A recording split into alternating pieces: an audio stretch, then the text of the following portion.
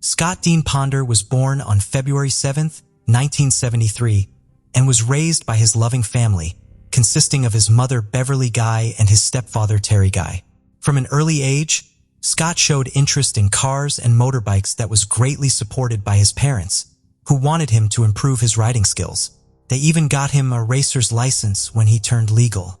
Young Scott started taking racing as a lifestyle, even participating at the Daytona Motor Speedway in Florida. His sharp skills and excellent racing earned him numerous admirers and turned him into a local hero in the town of Chesney. Scott was also very social and preferred to hang out with large groups. People also loved Scott's company. Scott started the idea of the superbike motorsports first in his grandmother's backyard in the late 1990s, where he would repair bikes. Slowly, he started to upgrade his shop to a one-garage building in 2001. He even decided to take in his best friend, Brian Lucas, as his co-partner in the business. And the two young men started to expand their business further. They signed up with Suzuki for a dealership, and their business grew unexpectedly in a short period of time. Brian, who used to work part-time at the starting of the business, decided to leave his job to become a full-time manager of the store. With their hard work and knowledge, the pair started attracting a lot of customers, and the business started to bloom. Even though they were salesmen, they took utmost care when it came to their customers' knowledge about bikes or racing in general. Scott's mother, who first visited the store occasionally, now started to pay regular visits. Soon, she took up the job of taking care of the accounting, payroll, cash drops, and other such work. With the trio, the business boomed, selling 100,000 motorbikes every month. Scott decided to attend an industry convention in Chicago. It was during this trip that Scott met his wife, Melissa Brackman, a former homecoming queen from Stafford High School. They immediately clicked and started to enjoy each other's company, thus meeting up with each other often. As their relationship grew stronger, they decided to get married. Their love life, both before and after their marriage, was that of a fairy tale where the love grew stronger every passing day. To complete their family, Scott and Melissa decided to have a baby, but unfortunately for them, none of their attempts were bearing any fruit. Frustrated, the couple sought medical attention and advice, and finally, after months of struggles, Melissa was pregnant with a little baby boy in October of 2003. With millions of sales in the very first year of business, Scott knew he had to expand his store even more. In order to do this, he required more hands on deck and decided to hire a new mechanic, Chris Sherbert. Chris was quite well known around town for his skilled use of the wrench that attracted Scott towards him. The four of them, Scott, Beverly, Brian, and Chris, became a sort of a dream team, and their business started to gain attention even outside the small town of Chesney. Everything was going perfectly for the young and talented Scott Ponder until the arrival of his doomsday. Living such a perfect life, Scott never imagined his happiness to be cut short. But this was what happened on November 6, 2003. It was a normal day with not a cloud in the sky and the sun was beaming, but it was not the case at the Superbike Motorsports. Scott and the others started their day at the shop like any other. There were a few customers browsing items in the store. One of them was Kelly Sisk, who had his 4-year-old son with him. He was going to buy a go-kart for his family, and after paying for it, he hung around in the shop for a little while longer. Brian actually had the day off because he was planning to go on a holiday with his family, but he was called in by Scott because there was a customer who said that the bike was not tended to as they promised. Brian came to the shop and immediately started to work on the customer's bike.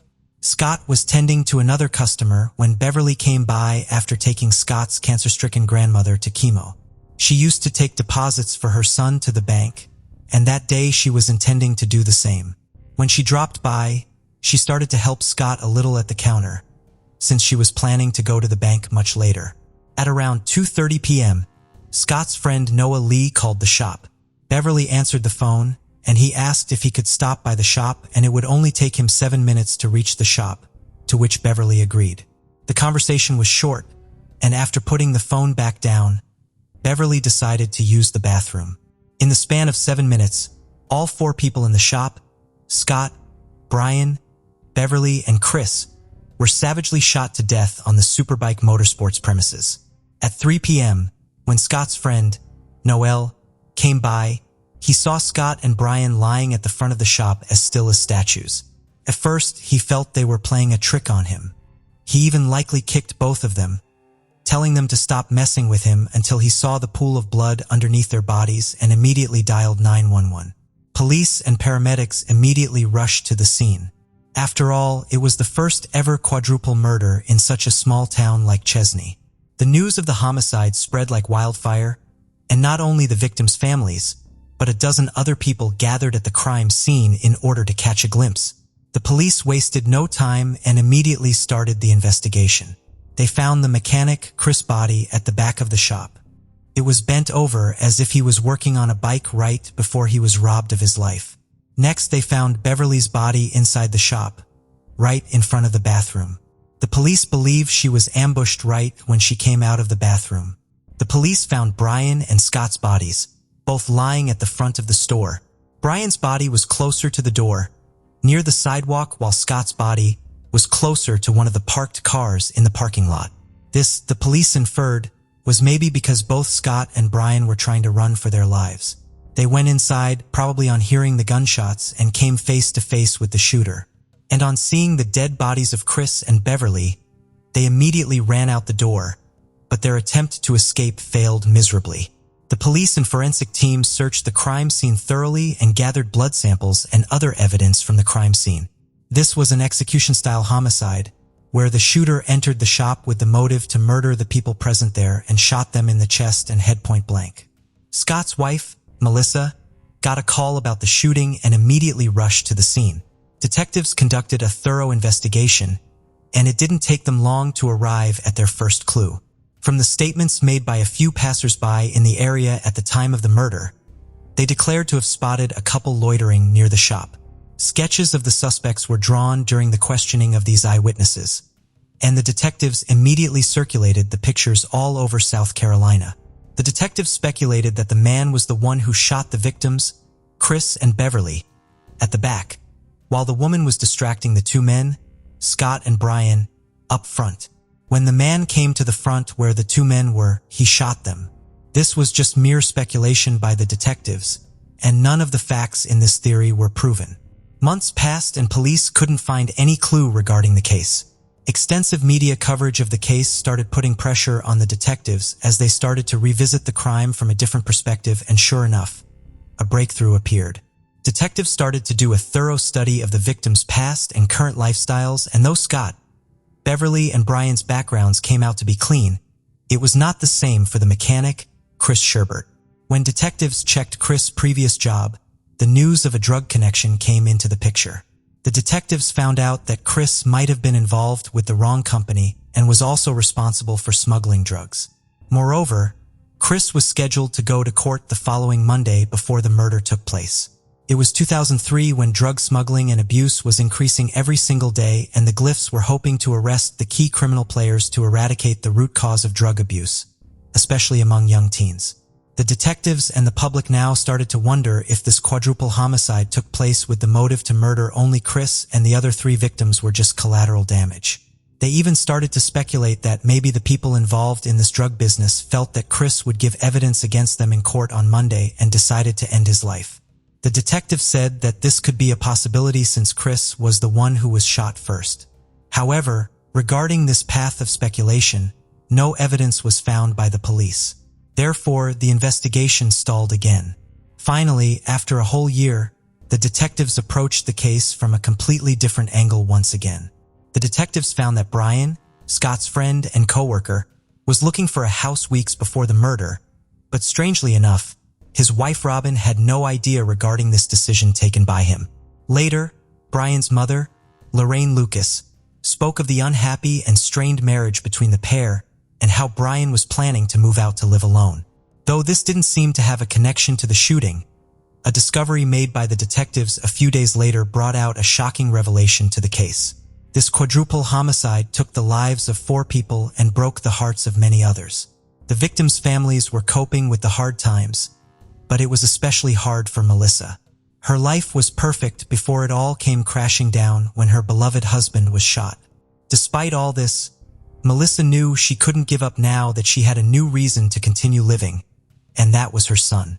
When Melissa's son, Scott Ponder Jr., was born in June 2004, Melissa was still being called upon by the police at Interpol for interrogation. In one such incident, the police collected the DNA sample of Scott Jr. from a discarded diaper when Melissa had changed him at the station itself. The results of the DNA test left everyone dumbfounded. According to the reports, Scott Jr. was not the child of Scott, but Brian, since his DNA matched with Brian's found at the crime scene. This created tension between Melissa and her father-in-law, William Ponder, who kept asking her if this was true. The detectives started to approach this case from the point of a possible love triangle between Scott, Melissa, and Brian. Questions about her being unfaithful to her husband spread all throughout the neighborhood. Moreover, Brian's mother stated that it was possible for Brian to have an affair considering how unhappy Brian was in his marriage, and the thought of divorce might have crossed his head at times. Melissa was called multiple times to the police station for interrogation about her affair, but she was resolute. She said that both she and Scott had struggled a lot to conceive this baby, and Scott Jr. was undoubtedly Scott Ponder's child. She later told about how she was harassed every day by the same questions when she knew it was hers and Scott's baby. For the next year and a half, detectives kept track of every move made by Melissa in order to find a breakthrough.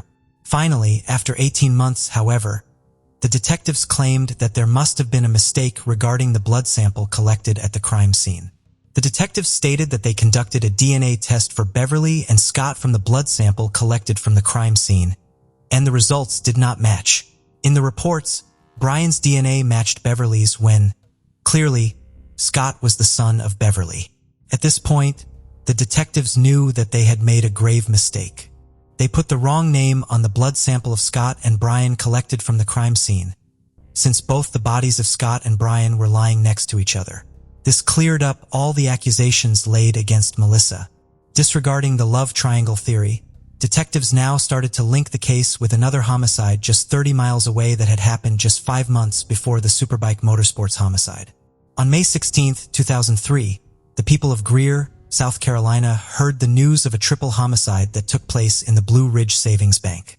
Sylvia Holtzclaw was on duty that day, though she had a day off. Soon, a local couple, E.B. and Maggie Barnes, visited the bank.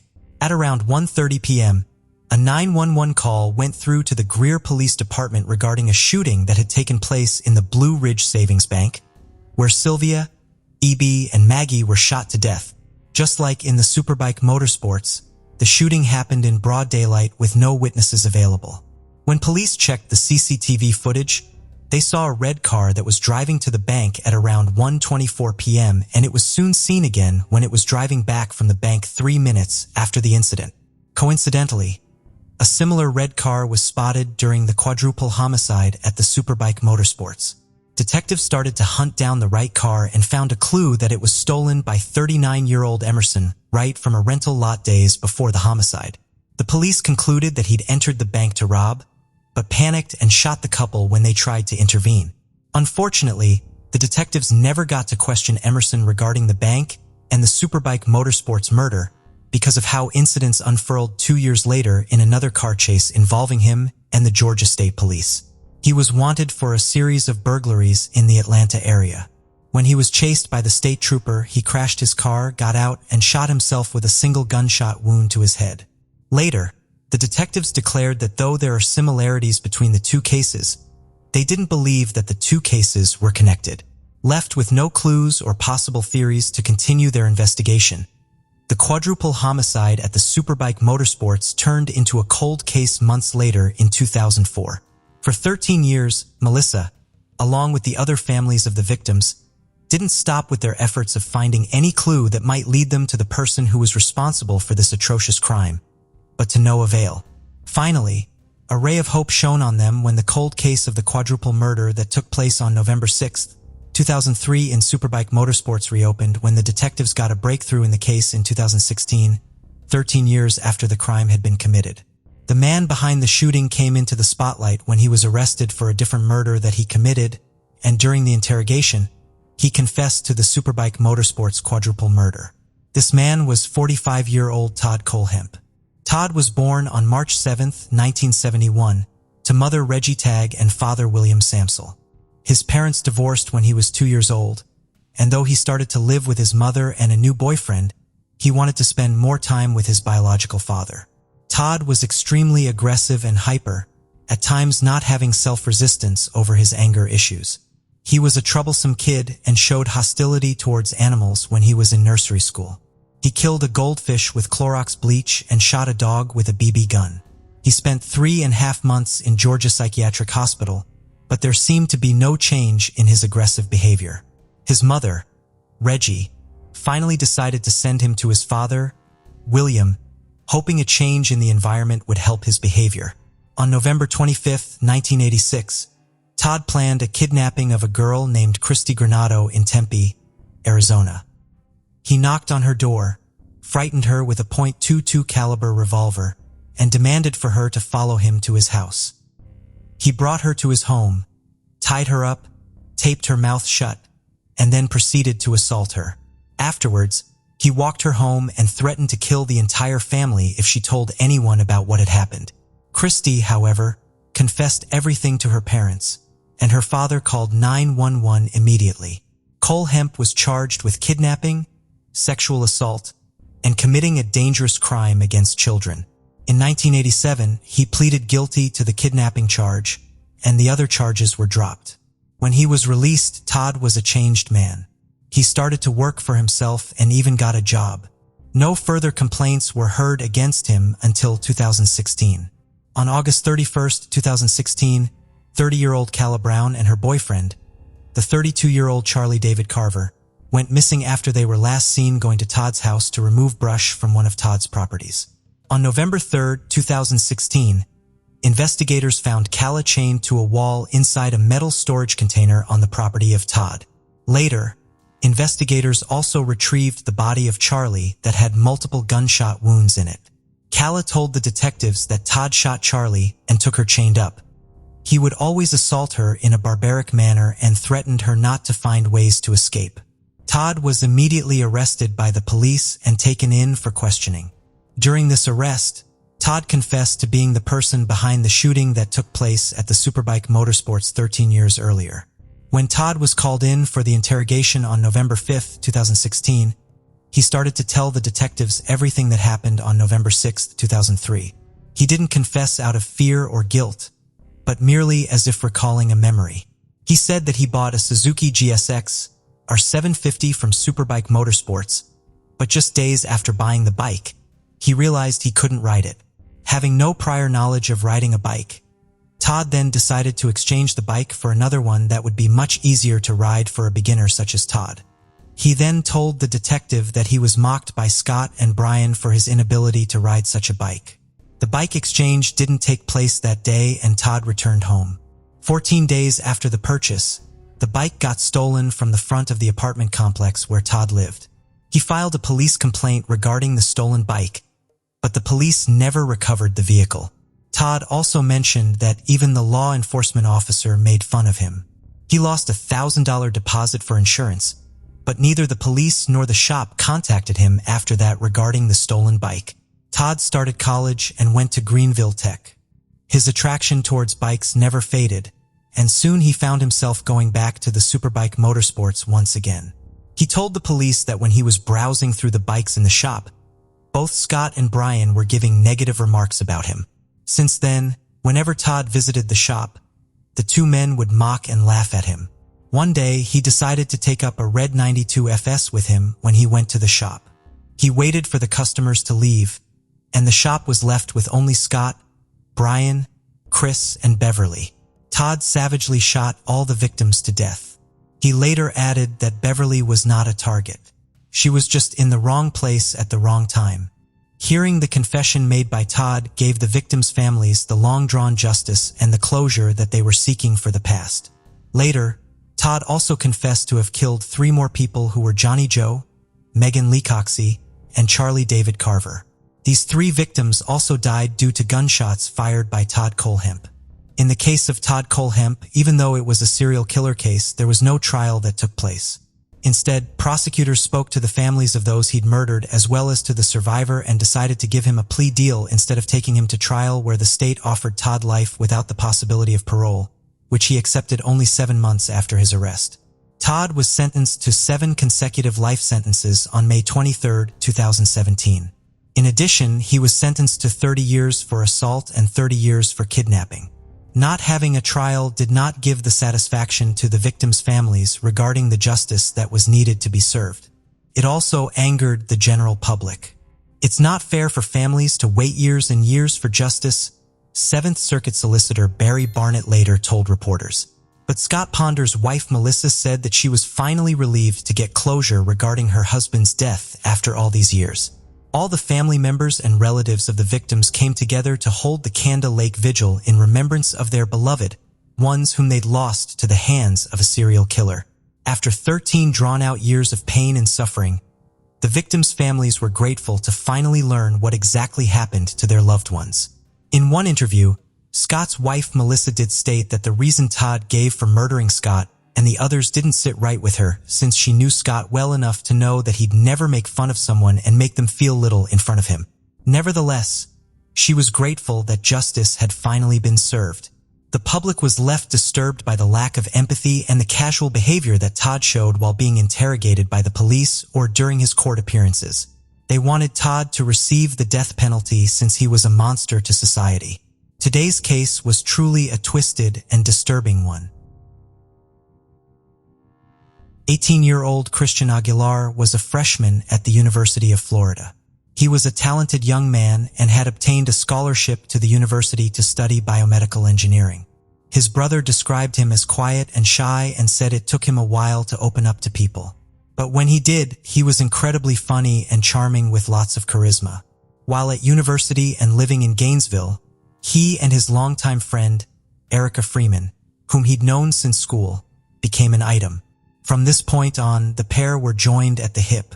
Carlos, Christian's father, said he had never seen his son so happy as when he was dating her.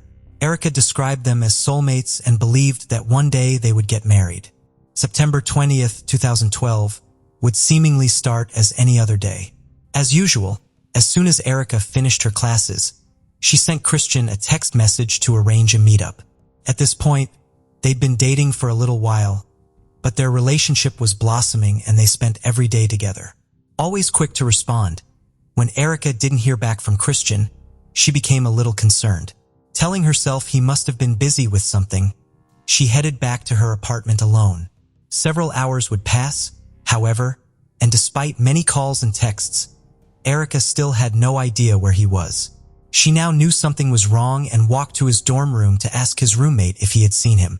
Hours would pass with no word from Christian, and just after 4 a.m., Erica rang Christian's childhood friend, Pedro Bravo. The boys had gone shopping the day before, but Pedro said they had parted ways in the afternoon and he hadn't heard from him since. Frantic with worry, she decided to phone Christian's father, Carlos, 300 miles away in Miami, praying he might have heard from his son. But Carlos hadn't either. And knowing his son and how out of character this was, he and Christian's mother, Claudia, immediately set off for Gainesville, Florida. Just before 10 a.m. the next day, September 21st, Erica and Pedro met with Officer Timothy Peck of the University of Florida's Police Department to report Christian as missing. Christian, Erica, and Pedro had all known each other since attending Doral Academy together. Pedro and Erica had dated prior to her relationship with Christian. It hadn't worked out and she had ended the relationship shortly before going to college.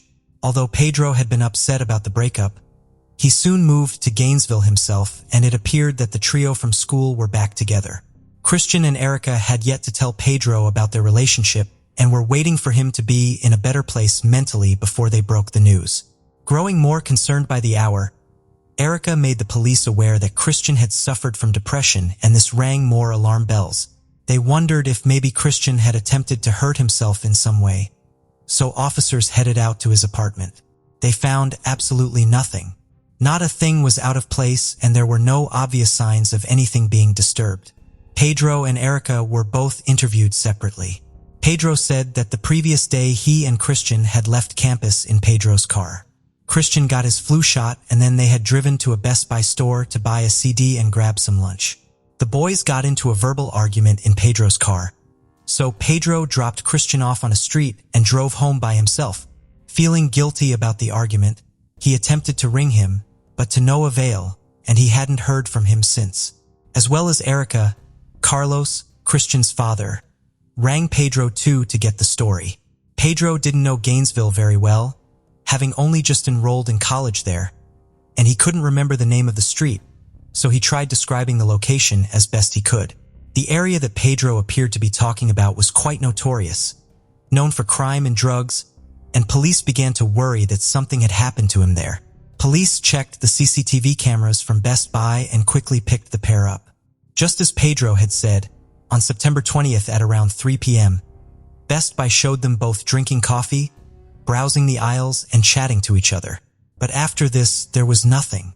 Hundreds of cameras from all over the neighborhood that Pedro said he dropped him off in were still being checked. Days' worth of footage from local businesses and homes were being gone through with a fine-tooth comb. And Christian wasn't on a single one of them. Christian's family, volunteers, and multiple police departments in Florida were now searching for the missing freshman. One camera from a local car wash did pick up someone of interest, but it wasn't Christian as they had hoped. It was Pedro. Pedro had told police that he left Christian on the side of the road and driven straight home, but a camera from outside a car wash picked him up, power washing his car at 2 a.m. Police were drawing a blank and needed Pedro to explain. Pedro suddenly added more to his story. Despite Erica and Christian thinking they had kept their relationship a secret, Pedro told the police that he had recently found out that the pair were dating, and this had resulted in a fight that had become physical. After finding out that his ex-girlfriend and good friend were now dating, it had upset him. Pedro said that he hit Christian in the face, causing his nose to bleed all over the car. He said that after they had fought for a while, he kicked him out of the car and left him on the side of the road, almost unconscious, and drove away. Following this version of events, on the 24th of September, Pedro was placed under arrest for depriving a crime victim of medical care. This also gave officers more time to look into Pedro's claims, because his story just wasn't adding up. CCTV cameras were still drawing a blank about Christian's location after Pedro had left him. But one thing remained clear. The last person known to have seen him was Pedro. Alongside the blood in his car and the footage of him washing his vehicle at 2 a.m., police were looking at Pedro for more answers. Officers obtained a warrant to search his apartment. What they found truly shocked them. A receipt, dated just a few days before Christian was last seen, was retrieved. Following up on the date and time on the receipt, CCTV cameras had picked Pedro up. He was seen buying a shovel, duct tape, and sleeping pills. It was day 8 in the search for missing University of Florida student Christian Aguilar. The search for the missing University of Florida student was growing more intense. At least 100 people had joined the search party. Authorities said the missing 18-year-old University of Florida student was last spotted at a Best Buy in Gainesville. Also found in Pedro's apartment was Christian's backpack. Although they had yet to find Christian, they knew that he was no longer alive, and this was now a murder investigation. They had to start thinking the worst. The evidence was irrefutable. Pedro Bravo was subsequently arrested for Christian's murder.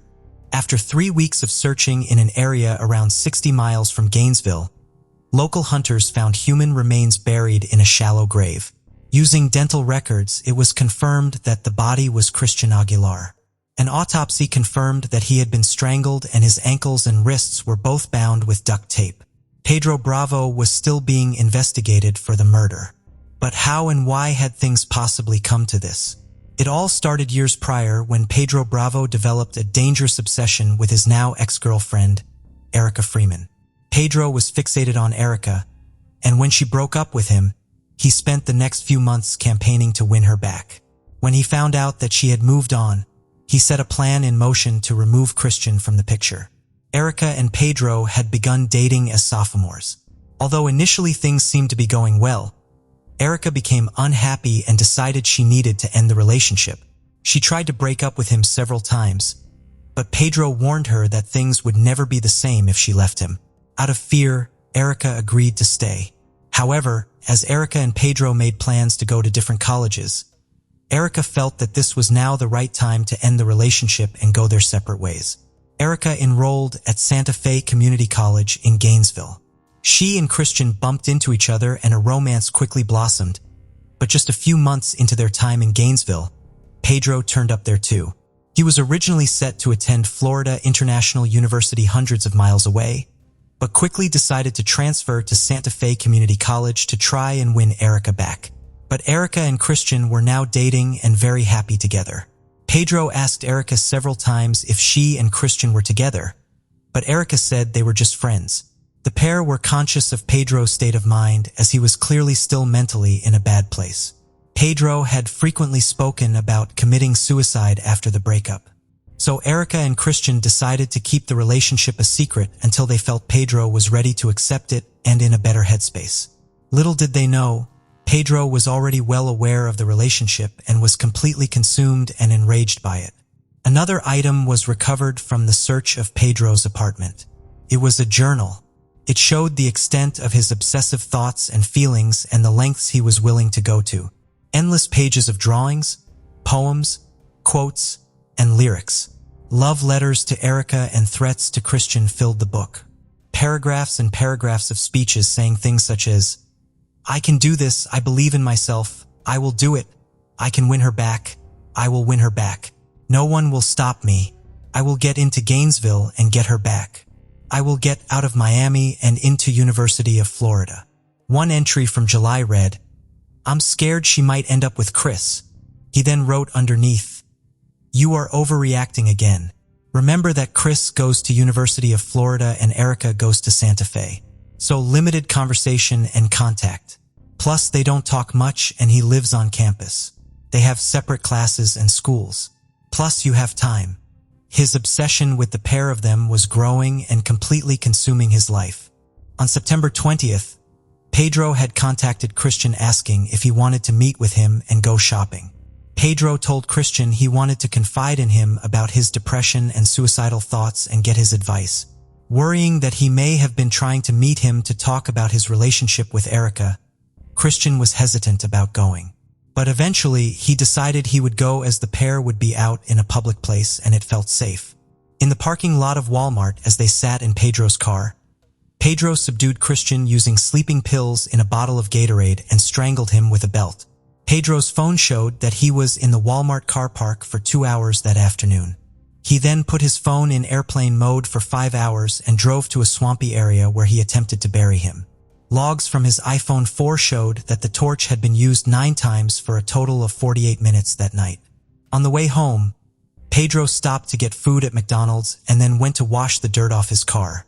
But experts managed to find soil in the undercarriage of the vehicle.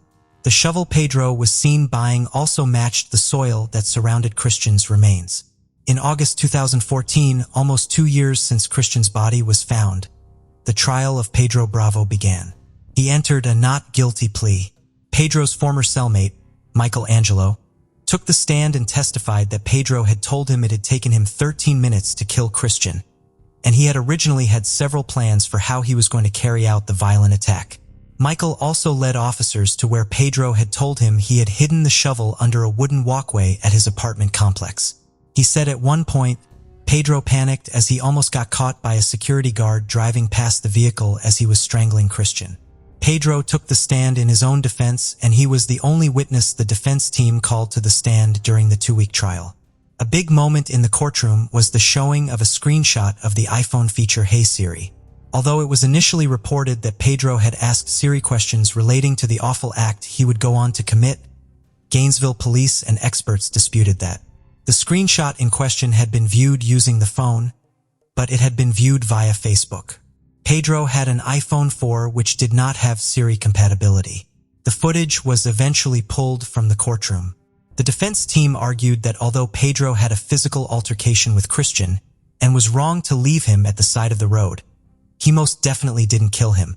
Pedro had said that the duct tape was being used to seal a crack in the window of his car, and the shovel was brought with the intention of him killing himself and digging his own grave. Pedro claimed he tried to kill himself after his fight with Christian by drinking a concoction of painkillers and pesticide. He quickly threw up and said he took it as a sign from God that it wasn't his time to go. But the case against Pedro was too strong. DNA and forensic evidence, CCTV footage, his journal, and a pattern of very disturbing and obsessive behavior meant that the jury took just 3 hours to deliberate. Pedro Bravo was convicted of first-degree murder, poisoning, false imprisonment, tampering with evidence, giving false information to authorities, and improper transportation of human remains. The judge sentenced Pedro Bravo to life in prison without the possibility of parole. Although he didn't take his own life, Pedro did write a suicide note in prison that was found by a prison guard. An extract of the note read, "I'm a monster for hurting Chris." Despite this and the confession he gave to his former cellmate, Pedro still denied killing Christian upon his sentencing. He said God knows the truth about what happened. Throughout the trial, Pedro continuously attempted to contact the Aguilar family and Erica, and upon his sentencing, Carlos Aguilar begged the judge to help prevent him from ever contacting his family or Erica again. The Aguilar family were relieved and satisfied with the verdict.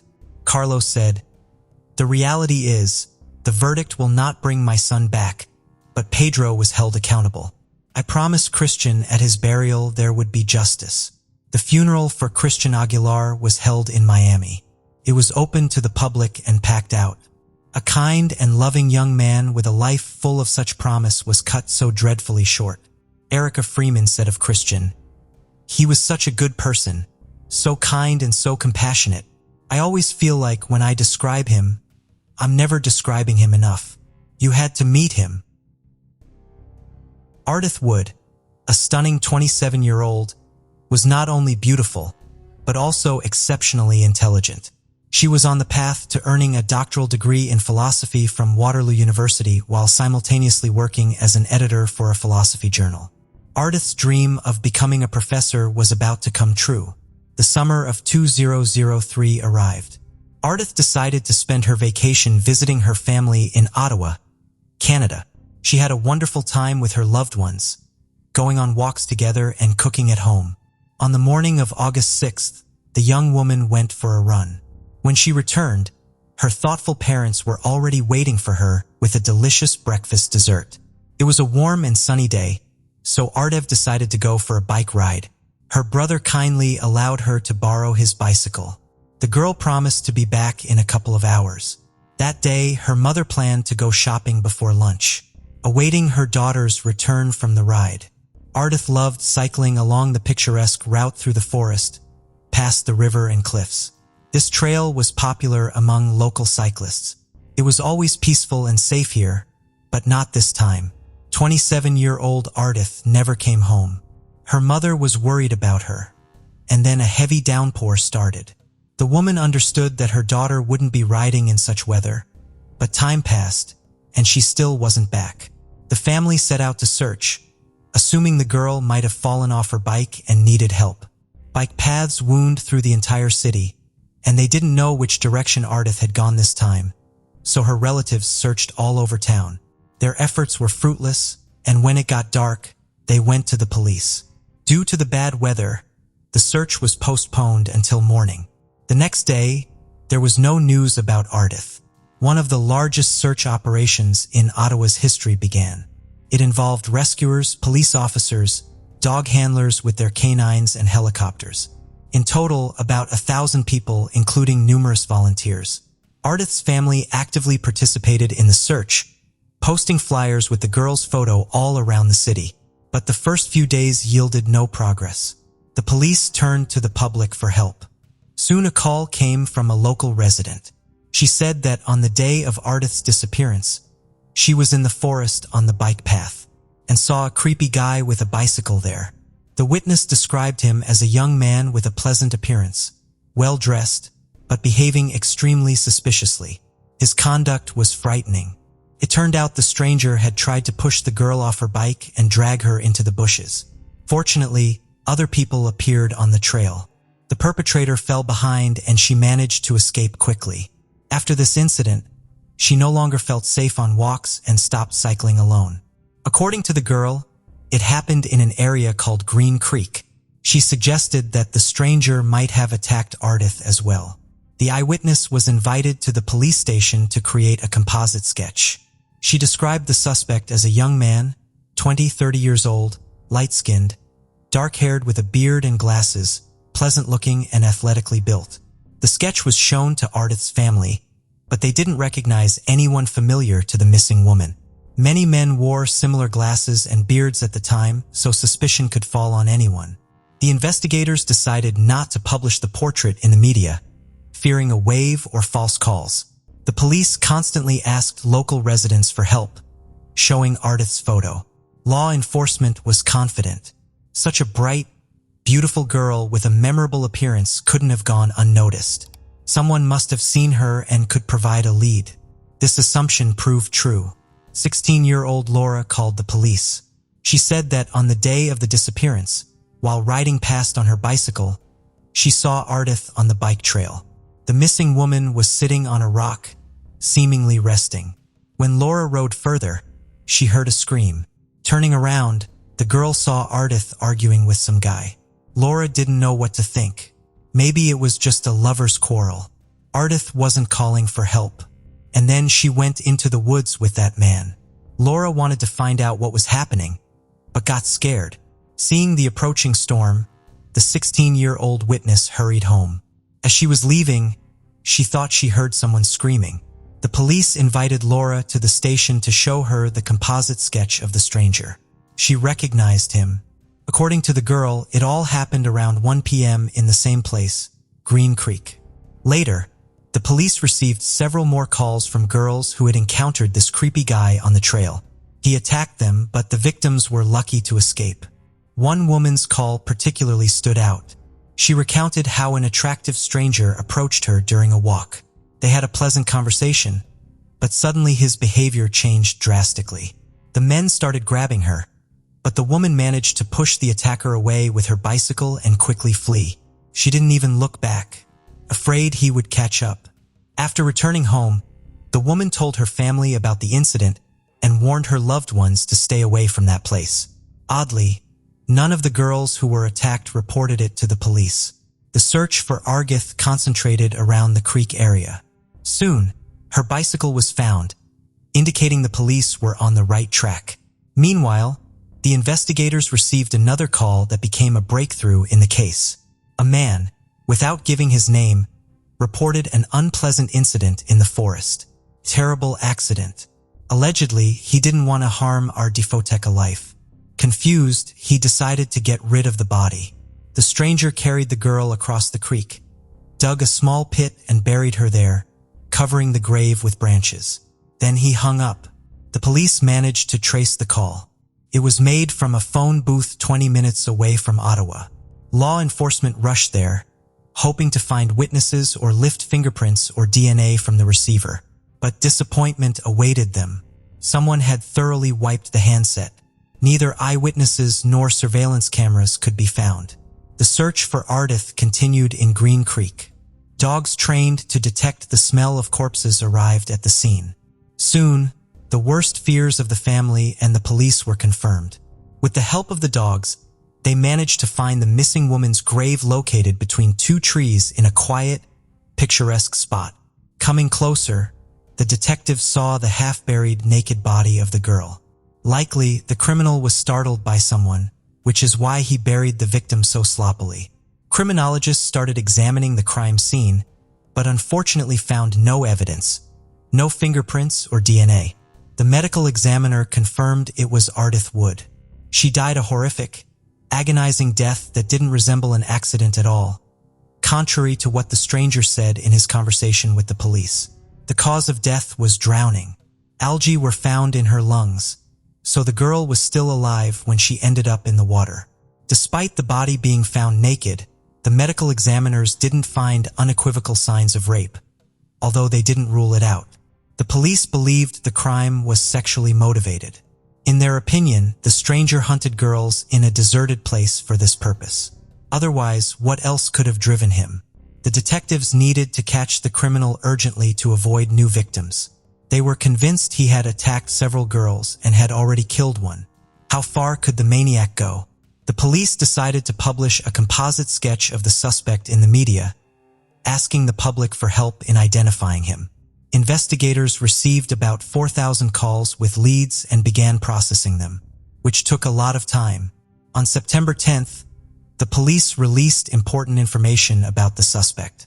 It turned out that the girls who saw the stranger in the forest had noticed one detail. He had an eagle tattoo on his left shoulder. This was a crucial lead that could help track down the criminal. The media published a sketch of the tattoo, after which several calls came to the police. People reported acquaintances with bird tattoos on their faces, necks, or backs. However, this information led nowhere. In April 2004, while processing another batch of calls, investigators came across an important clue. A man claimed he knew the killer. The person lived in the area and was riding a bicycle in the Green Creek vicinity of the time of the crime. The detectives were interested in this information and invited the specified suspect for a conversation. When the guy entered the police station, the investigators were amazed. He matched the criminal's description both in appearance and age. During the conversation, the young man was noticeably nervous. He said he often rode his bike along that trail, not understanding what the issue was. When the police asked him to show his shoulder, an eagle tattoo was found there. It turned out that the man had previously had problems with the law. He became the prime suspect. The interrogation lasted 3 hours. The entire time, the suspect answered questions defiantly and aggressively. He said about himself, "I'm like a scorpion under a rock. You never know what I'm going to do." The guy had no alibi, but couldn't say what he was doing on the day of our death's disappearance. However, he denied involvement in the girl's murder. There was insufficient evidence against him, so the suspect was released, but placed under surveillance. A few weeks later, he was invited for questioning again. The detectives had gathered a lot of information about him and carefully prepared their questions. They also suggested the young man take a polygraph test. The suspect agreed and easily passed all the tests. The police couldn't believe it but had to let him go. Got all suspicions. The investigation had reached a dead end. The Ottawa police announced a $50,000 reward for any information that would help solve the case. It was the largest amount law enforcement had ever offered under similar circumstances. Soon, about 5,000 calls with leads came in, which the police began to check. One portion of information mentioned the name Christopher Myers, which caught the investigators' attention. It turned out he had previous convictions for selling prohibited substances. Colleagues described 25-year-old Chris as a quiet, non-confrontational, and even inconspicuous guy who worked as a janitor. His face was remarkably similar to the composite sketch of the suspect. Moreover, he had the same beard. The police were delighted, thinking they had finally found the right man. But it turned out Christopher had an alibi for the day of our death's disappearance. The landlady of the apartment he was renting claimed that on August 6, 2003, the young man was at home in the morning and then went to work at a restaurant. This surprised the police because a year had already passed. How could the woman remember the details of that day so clearly? Another problem arose. Christopher didn't have an eagle tattoo on his shoulder. Although witnesses insisted they had seen this tattoo on him, maybe he had it removed. The detectives were convinced this was the person they needed and had to prove it. A few weeks later, another similar attack occurred. In the evening, a girl who closely resembled Ardith was walking alone across a bridge when she heard someone walking behind her. Turning around, she saw an attractive man on a bicycle. The girl had no intention of making acquaintances or talking and asked to be left alone. The man rode past her, and just as she sighed with relief, the stranger turned his bicycle around and rushed straight at her. There was no one around who could help. The attacker jumped off his bike and forcibly dragged the victim into the bushes. The girl screamed very loudly, which seemed to frighten the assailant. He fled. The victim went to the police. Other investigators took on this case. Everyone assumed it was an attempted robbery, and the detectives investigating our death's disappearance found out about the incident much later. In May, another attack occurred on a tall blonde woman similar to the missing person. The girl was returning late in the evening from a party when a stranger approached her and tried to strike up a conversation. She asked to be left alone. Then he started asking for help, claiming he was lost. The girl explained where he should go, and he left. She breathed a sigh of relief, but literally 10 minutes later, he attacked her from the bushes. The assailant furiously began strangling her, twisting her neck. At that moment, the girl thought it was the end, but she continued to resist, screaming, hitting him, biting. Her screams attracted the attention of the residents of the building, who came out to see what was happening. This frightened the criminal and he fled, but this time he made a serious mistake. In his haste, he dropped his phone. Investigators established that the mobile belonged to Christopher Myers, whom they suspected in the Odd Death murder case.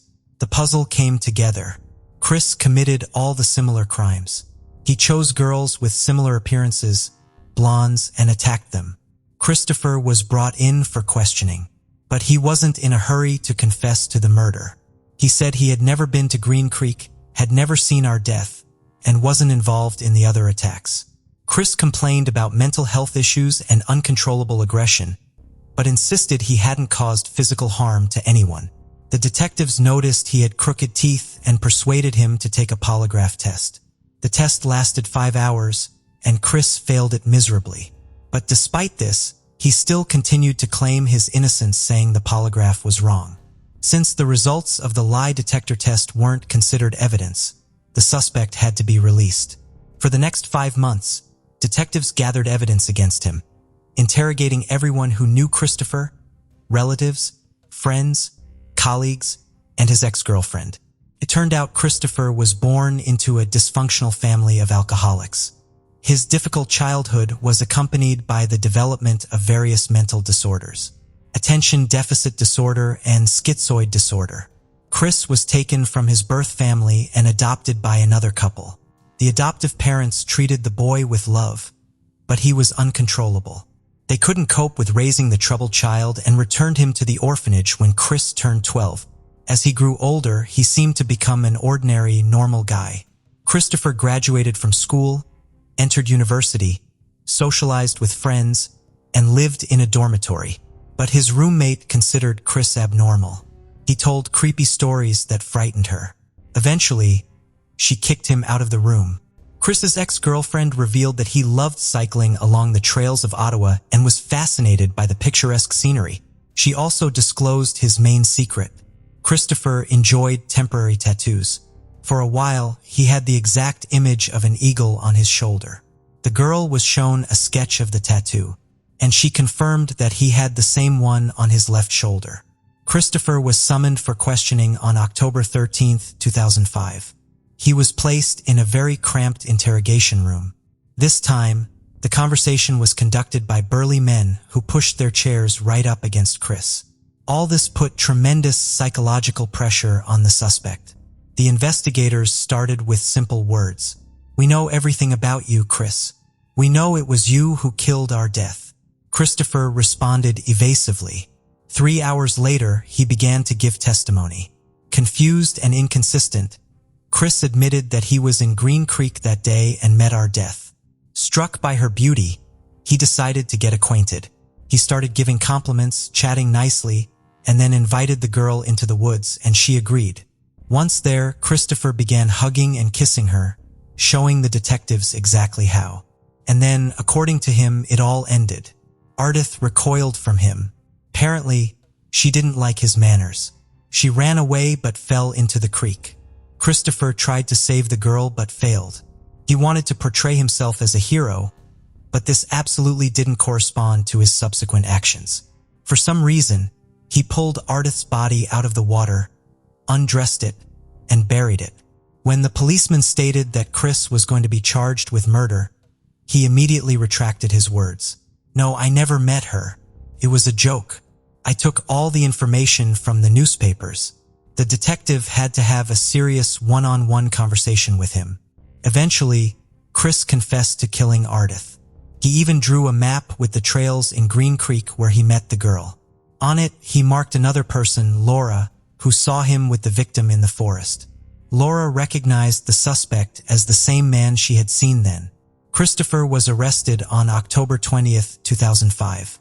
He agreed to go to the crime scene to recreate the events.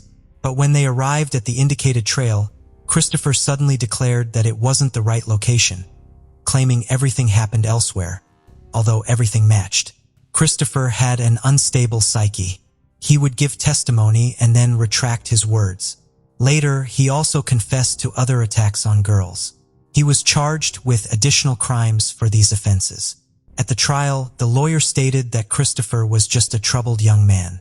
At first, the accused denied his previous confessions, but later, on the advice of his defense attorney, he decided to make a deal with the investigation and plead guilty.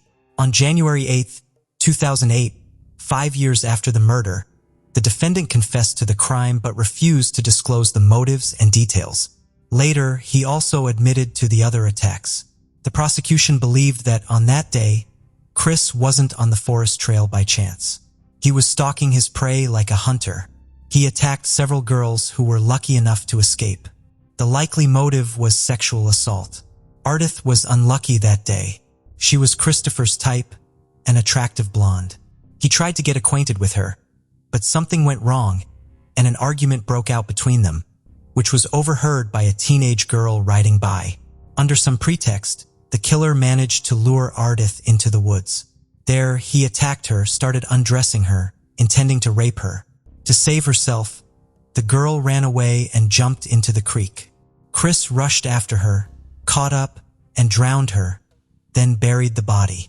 The victim's parents agreed with the prosecution's version. According to them, Ardith was a good swimmer and couldn't have drowned in the creek. In their opinion, the defendant deliberately drowned the girl.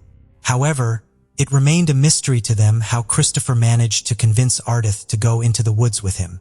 As part of the deal with the investigation, Christopher pleaded guilty to second-degree murder. He was sentenced to life imprisonment with a right to parole only after 10 years. In 2020, he filed a relevant petition, but the commission rejected it, recognizing the high risk of repeated crimes against women. In 2007, a plaque in memory of our death was installed on one of the centuries-old oaks in Green Creek Park. And in 2017, during a powerful thunderstorm, just like on the day of a murder, lightning struck the same tree. The oak suffered serious damage, and experts didn't believe it would survive. But a miracle happened. The mighty tree withstood. It still grows as a living monument to the girl who was killed nearby. Sally Ann Bowman was born to parents Linda and Paul on September 11, 1987, and enjoyed a close and tight-knit relationship with her family. She was happy-go-lucky, incredibly friendly, and had a huge heart. She was also very mature for her age and wanted to work hard to support herself. So she made the big step to move out of the family home and live by herself in a rented room. Although she had moved out in her late teens, she still made sure to see her family as often as she could, and she would never go too long without meeting up with them. Bright and bubbly, performing was a huge passion for Sally Ann, and she was accepted into the Brit School for Performing Arts. The prestigious school boasts among its alumni actor Tom Holland and singers Adele and Amy Winehouse. For Sally Ann, getting into the selective and distinguished school was an incredible achievement and one more step towards her dreams. She also had a successful modeling career and took every opportunity that came her way. On the 24th of September 2005, 18-year-old Sally Ann was staying at her mother's house. She spent the day relaxing, and then her sister Nicole rang and asked if she wanted to go out in the evening to celebrate the birthday of Nicole's best friend. At around 6 p.m., Sally Ann got ready and headed off. As she left, her mother told her she loved her, and Sally Ann said she loved her back and walked off down the driveway. She met up with her sister and friends and headed to one of their favorite spots in the center of town. She was caught on CCTV in the bar, laughing, dancing, and enjoying her girls' night out. As the night started to wind down, she left with sister Nicole and walked out into Croydon Town Center. Not long after, she began talking to her ex-boyfriend, Louis Sproston, on the phone. They had ended their relationship only a few weeks before, and Sally Ann desperately wanted to see him. She got a taxi from her sister's back into Croydon, where Louis met her in his car. He picked her up at around 2:20 a.m. and drove her to her house in Blenheim Crescent, where she was renting a room.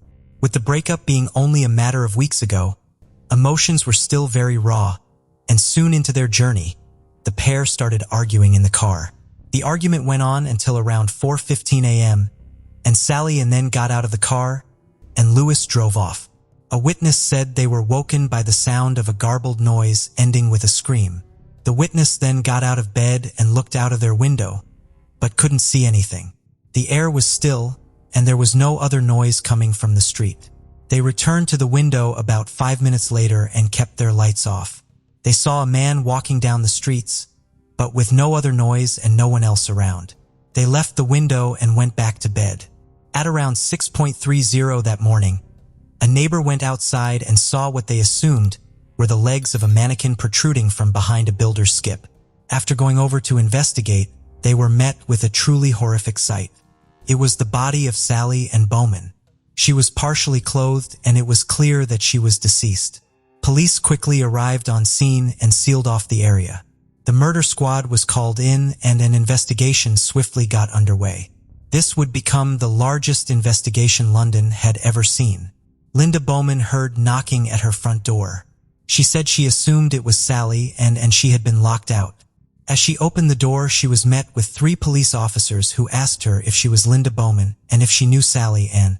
She explained that Sally Ann was her youngest daughter. The officer then told her the devastating news. Her beloved child had been found stabbed to death. She said, "I just remember screaming, absolutely screaming. I just couldn't believe it. My whole world fell apart." Police then had to break the news to her sister Michelle. Michelle said, "I remember something leaving me that day, and it's never ever come back." Within a few hours of the investigation being launched, her sister and mother were faced with a terrible ordeal of formally identifying her body. Michelle said, "I remember going into the room, and for a split second I thought it wasn't her because her hair was dark. And I just moved forward and saw her little button nose and her freckles, and that was it." Her devastated mother said she fell apart upon seeing Sally Ann's body, and Michelle was crying, "Please wake her up, Mom. Please wake her up." 2 days after Sally Ann had been found, her family made the incredibly difficult decision to find out more from the police. Stuart Cundy went to Linda's house with other officers to talk the family through it. What happened in the few minutes following Sally Ann getting out of Lewis's vehicle remains unclear, but what investigators were able to piece together was that Sally Ann was standing alone in the driveway of her house, less than 10 meters from the safety of her front door, when she was caught off guard in a frenzied and violent attack.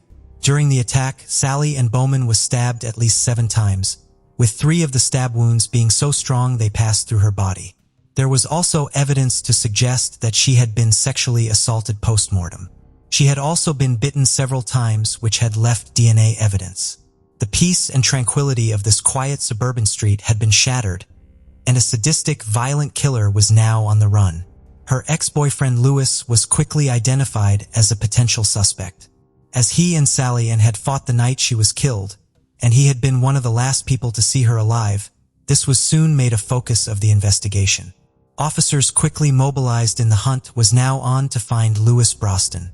He was soon located with his brother and a friend. He identified himself and was subsequently arrested and brought in for questioning. Over the next 4 days, the murder squad questioned Lewis and took samples of his DNA. He maintained he knew nothing about Sally Ann's murder until the police arrived to talk to him. His DNA sample was sent to be examined to try and ascertain whether or not it matched the DNA found on Sally Ann's body. It appeared to be an open and shut case, a lover's tiff that had ended in tragedy. But when the call came from the Forensic Science Service, it was the news that nobody was anticipating. The DNA was a match, but not to Lewis Broston. It matched a disturbing sexual assault cold case from 4 years ago, just a mile and a half away from where Sally Ann had been brutally murdered. Lewis was released from custody following this evidence. The police were now in a race against time to find a killer whose crimes were not only seemingly escalating, but was capable of striking again at any time. Cold case in question was extremely disturbing. Back in 2001, a woman was making a call in a telephone box by the car park of a Tesco store when a man approached her. He proceeded to expose himself and perform a sex act upon himself before leaving his DNA on the floor of the phone box. He then casually walked away across the car park, leaving his terrified victim extremely shaken. Although police had a DNA profile of the attacker, the case soon went cold. Officers who were now working on Sally Ann's case were faced with a horrifying question. If this person had attacked someone in 2001 and then murdered a young woman 4 years later, what had he done in the years in between and how many more victims were there? And since he had now committed a brutal and frenzied murder, where and when would he strike next? It wasn't long before the worst fears of officers were realized. Less than an hour before Sally Ann Bowman was murdered on her doorstep, another woman had been attacked in nearby Sandestead Road. The woman in question had been standing on the street on her mobile phone when a man came up behind her. All he said was, "I'm sorry," before proceeding to hit her. Officers were convinced that had the offender not been disturbed by a taxi coming down Sandestead Road, the attack would have escalated. Before running away, he grabbed the victim's mobile phone. The call was still connected and the person on the other end of the line had heard everything. What is most disturbing is that the screams of the victim did not get quieter, meaning the man who had attacked her and grabbed her phone was hiding nearby, watching what was happening. Thankfully, the taxi driver quickly got her into the car and drove her to hospital. The victim was able to provide a detailed description of the man who had assaulted her, and from this the police were able to issue an e-fit of the man they were looking for. Police believe this was the same man who, less than 60 minutes later, would go on to murder Sally Ann Bowman. The e-fit was widely circulated, which led to many calls from the public.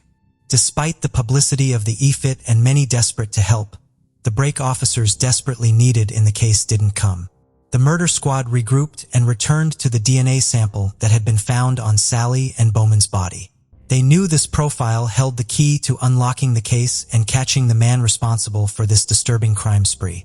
Investigators strongly suspected that the killer was local to the area and knew it well. Based on this, police decided to conduct a DNA screening of the area. The task before them was huge. They had 6,000 addresses to go through, and every single one would need to disclose how many men lived at the property or were staying there the night Sally Ann Bowman was murdered. There were 4,000 men in the South Croydon area that fit the description. They knew the chance of the killer coming forward and offering his DNA was next to none, but they hoped that maybe a relative such as a brother or father might come forward, thus providing that crucial link. Despite the initial promise of the DNA testing center, 6 months after the murder, the investigation was slowing down and officers were running out of options. The people of South Croydon were living in fear. Not knowing where the killer would strike next left them terrified. As the investigation was starting to stall, in March 2006, officers decided to change strategy and go back to the e-fit of the man who had attacked a woman less than an hour before Sally Ann was killed. The police were sure that this was the same man who had savagely murdered Sally Ann Bowman. They decided to release another e-fit of the man who had attacked the woman in the phone box 4 years earlier. The man with the same DNA as Sally Ann's killer. The victim from the phone box didn't complete an e-fit in the initial investigation from 2001, and officers were hopeful she would be able to add more to their investigation. Along with the release of the new e-fit, after consulting with Sally Ann's family, officers decided it was important for the public to understand the horrific nature of the murder and the level of violence that had been used. And so they held a press conference. People needed to know just how dangerous this man was. Over new leads would come in following this press conference.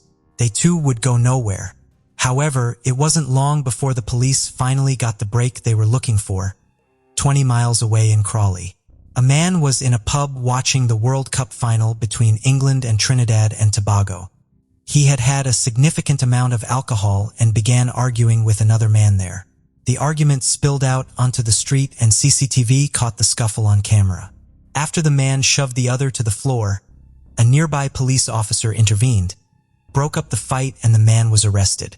He was soon identified as 35-year-old Mark Dixie and was taken in for questioning. His demeanor during the interview was strange. He was described as very tearful and incredibly emotional, despite the relatively minor nature of the offense. As is custom, his fingerprints and DNA were taken and he was released on police bail. 12 days later, the news that everyone on the murder squad had been hoping for finally arrived. They had had a hit with the DNA from Sally Ann's body. It was a confirmed match for Mark Dixie. The police now had to find Dixie before another woman was attacked. Worryingly, he wasn't in the country. He had fled to the capital city of the Netherlands, Amsterdam, to avoid the manhunt. After 3 months there, He had an argument with his landlord and so returned to the United Kingdom. He went back to his job as a pub chef. When he was arrested for the fight in the street, he had told the police that the address of the pub was where he was staying. Knowing how dangerous he was and with the environment he worked in giving him access to knives, officers needed to get him out of the pub kitchen. As they were scouting the building to try and find a side entrance, Mark Dixie was coming out. Officers quickly apprehended him and brought him into custody. The arresting officer described putting his hand across Dixie's chest to stop him from running away. He said he could feel his heartbeat. His heartbeat never changed, and Dixie remained unusually calm considering the nature of the offense he was being arrested for. The only comment he made when he was being booked into the custody suite was, "I must have been mad to have done that." The following day, Mark Dixie was charged with the murder of Sally and Bowman. He remained silent as the charge sheet was read out. The family liaison officer, Graham Bannatyne, called Linda at around 9 p.m. and asked if he could come to the family home. He was finally able to give the devastated Bowman family the news they had waited so long to hear. The man who had viciously taken Sally Ann's life was finally in custody. But who exactly was Mark Dixie? And how had he evaded capture for so long? Born in Streatham in 1970, he had a troubled childhood. His parents divorced when he was 18 months old. His mother remarried and Dixie took the name Mark James MacDonald, using his stepfather's surname. But throughout his life, he would use 5 known aliases, including Mark Philip Dixie, Mark James Down, Stephen MacDonald, and Shane Turner. During his childhood, he was also moved to a children's home. He soon developed a long rap sheet, with his crimes taking place before it was mandatory to take a DNA sample upon arrest. In 1986, he robbed a woman at knife point in Stockwell and he was sentenced to 6 weeks in prison. A year later, he was convicted of robbery, and in 1988, he received a 2-year sentence for indecent assault and assault occasioning actual bodily harm. In 1989, he was convicted again of indecent exposure and received a sentence of 80 hours community service.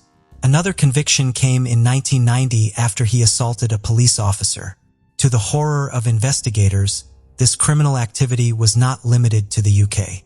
In 1993, Dixie moved to Australia, but soon ran into trouble there. He overstayed his visa and the crime spree started again. In 1998, a 19-year-old Thai student was alone in her house in Perth when she heard noises coming from her kitchen. After going to investigate, she came face to face with Mark Dixie, who was wearing a stocking pulled over his head. He was also armed with a knife.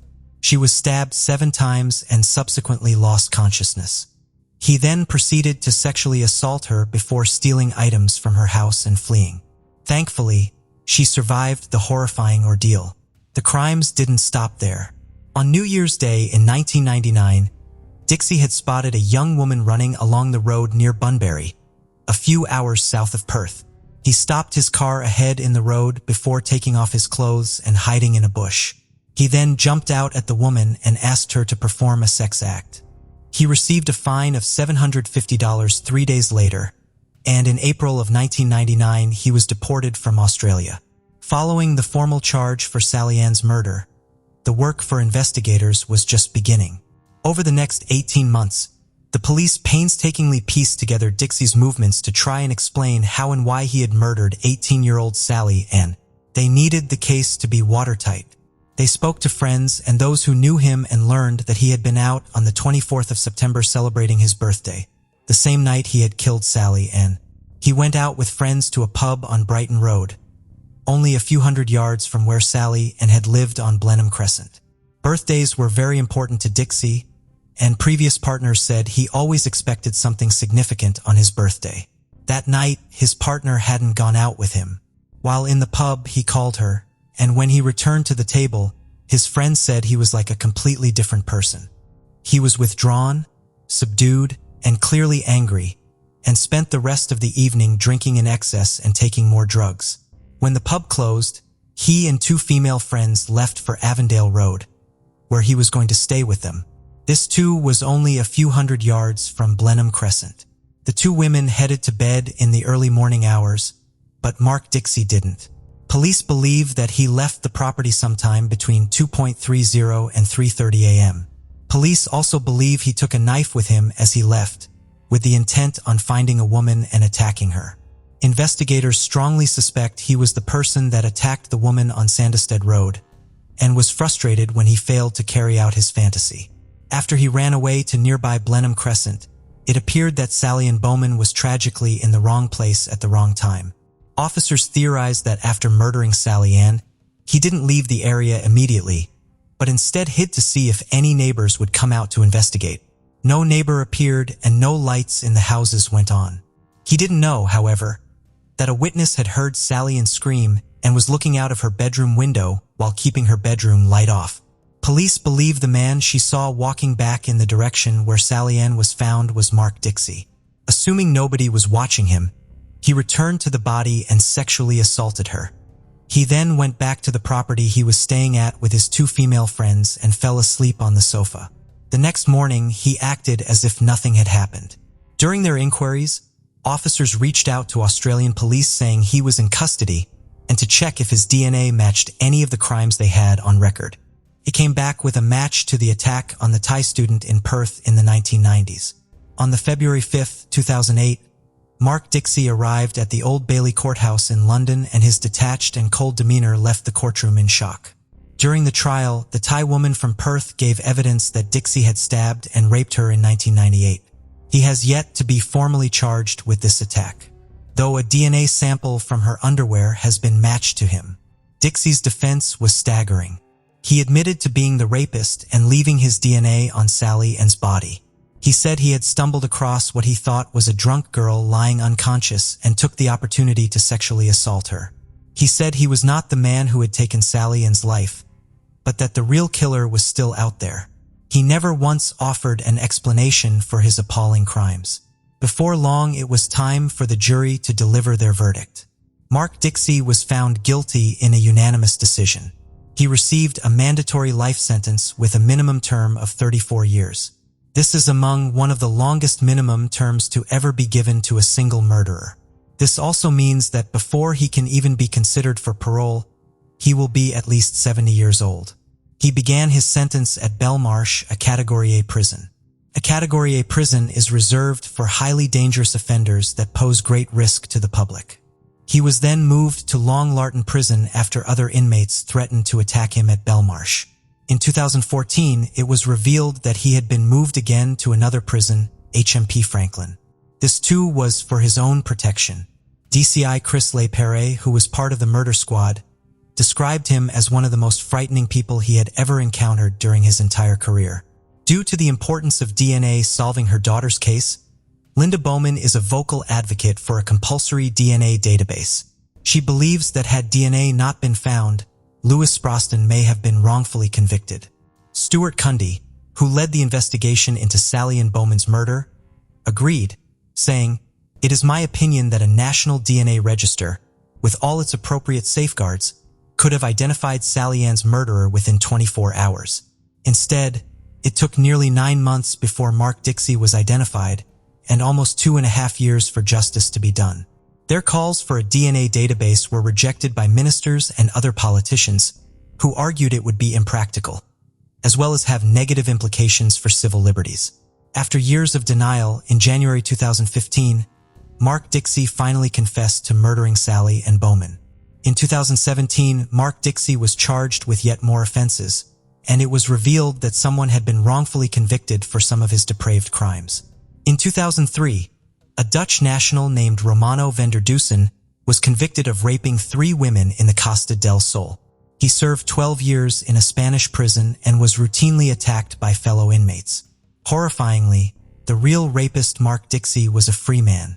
In June 2015, a Dutch newspaper reported that Dixie had confessed to one of the sexual assaults, but not the other 2.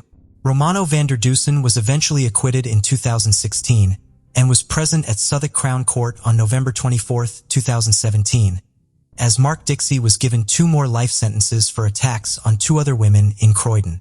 His crimes went back to when he was just 16 years old. He admitted to raping a woman in the deserted Wandle Road car park in 1987, leaving her bound and gagged as he set her car on fire. According to the judge, she was delighting in her evident fear.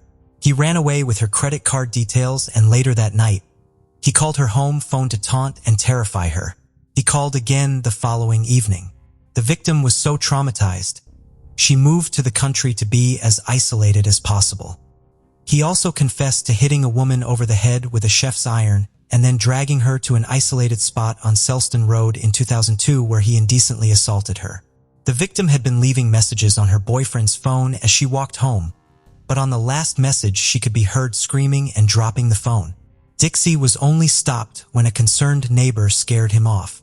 He later used the victim's mobile phone that he had taken from the scene to call her boyfriend and brag about what he had done to her.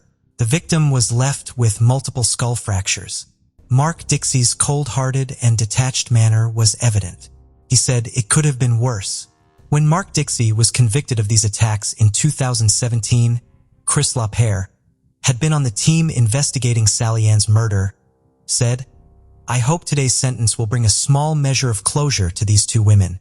With the advancement in forensic technology, we were able to link Dixie to these offenses and bring him to justice. Although the sentence will never bring their beloved daughter and sister back, the Bowman family were full of admiration for the police, especially their family liaison officer Graham Bannatyne, who gave them invaluable support during the investigation. The damage caused by Mark Dixie is immeasurable. Lives have been shattered. Women have lived in fear. An innocent man was wrongfully convicted, and a family are left without their beloved daughter and sister." Michelle, the sister of Sally and Bowman, said, "You get that split second in the morning when you wake up and your life is perfect. Everything's how you want it to be. And then bang, it's there and it hits you. Worrying to close your eyes, not knowing what you're going to see. Not knowing if you're going to see that Sally you remember or that Sally you see from the pictures. And that fear goes through me every night when I go to sleep. The nightmares don't ever stop. There's not anything in this world that will ever make it better, because she will never come back." Carly was born on April 14, 1983, in the family of Steve McBride and Lorraine Williams. She was a cheerful and outgoing child with a close relationship with her parents. Growing up, Carly started experiencing more and more problems. She started abusing alcohol and illegal substances. Nevertheless, she made efforts to overcome these harmful addictions. In 2014, Carly was a 31-year-old woman that lived in Belmont, New South Wales, Australia. She was a mother of 2 children, 7-year-old son William and 3-year-old daughter Cadence. Carly's children were from different men, but I couldn't find any specific information about her relationship with her former partners. However, we know that Andrew Easton, Cadence's father, was one of the last people to see Carly. In 2013, Carly checked into a rehabilitation center to overcome her addiction to illegal substances. While there, she met Sale Kenneth Newson, the friendship with whom gradually grew into something more. From August 2014, Carly and Sale started spending almost all their time together. The couple had fights sometimes, but they seemed to be happy on the surface. On September 30th, 2014, Sale took Carly to Musselbrook, where her 3-year-old daughter, Cadence, lived with her father, Andrew Easton. Carly came to stay with her for a few hours. She entered the house of her former partner at about 12:30 p.m. Sale didn't stay with her, but they agreed he would return in a few hours. However, when Sale came to pick up Carly, she was no longer there. Carly's ex-partner, Andrew Easton, said they fought, so Carly left. She planned to go to the nearest McDonald's, located about a 20-minute walk from Andrew Easton's house. Puzzled that Carly didn't call to tell him where she would be waiting for him, Sale started calling her himself. Since all attempts were unsuccessful, Sale drove towards McDonald's, where she allegedly planned to go. Along the way, he looked around, hoping to find Carly sitting somewhere waiting for him. He suggested her phone was dead, but Carly was nowhere to be seen. She wasn't at McDonald's, where she supposedly went, or anywhere near it. Sale drove around the streets of Musselbrook for a while, but it was in vain. Carly seemed to disappear into thin air. When she didn't return home to Belmont that evening, Sale contacted the police.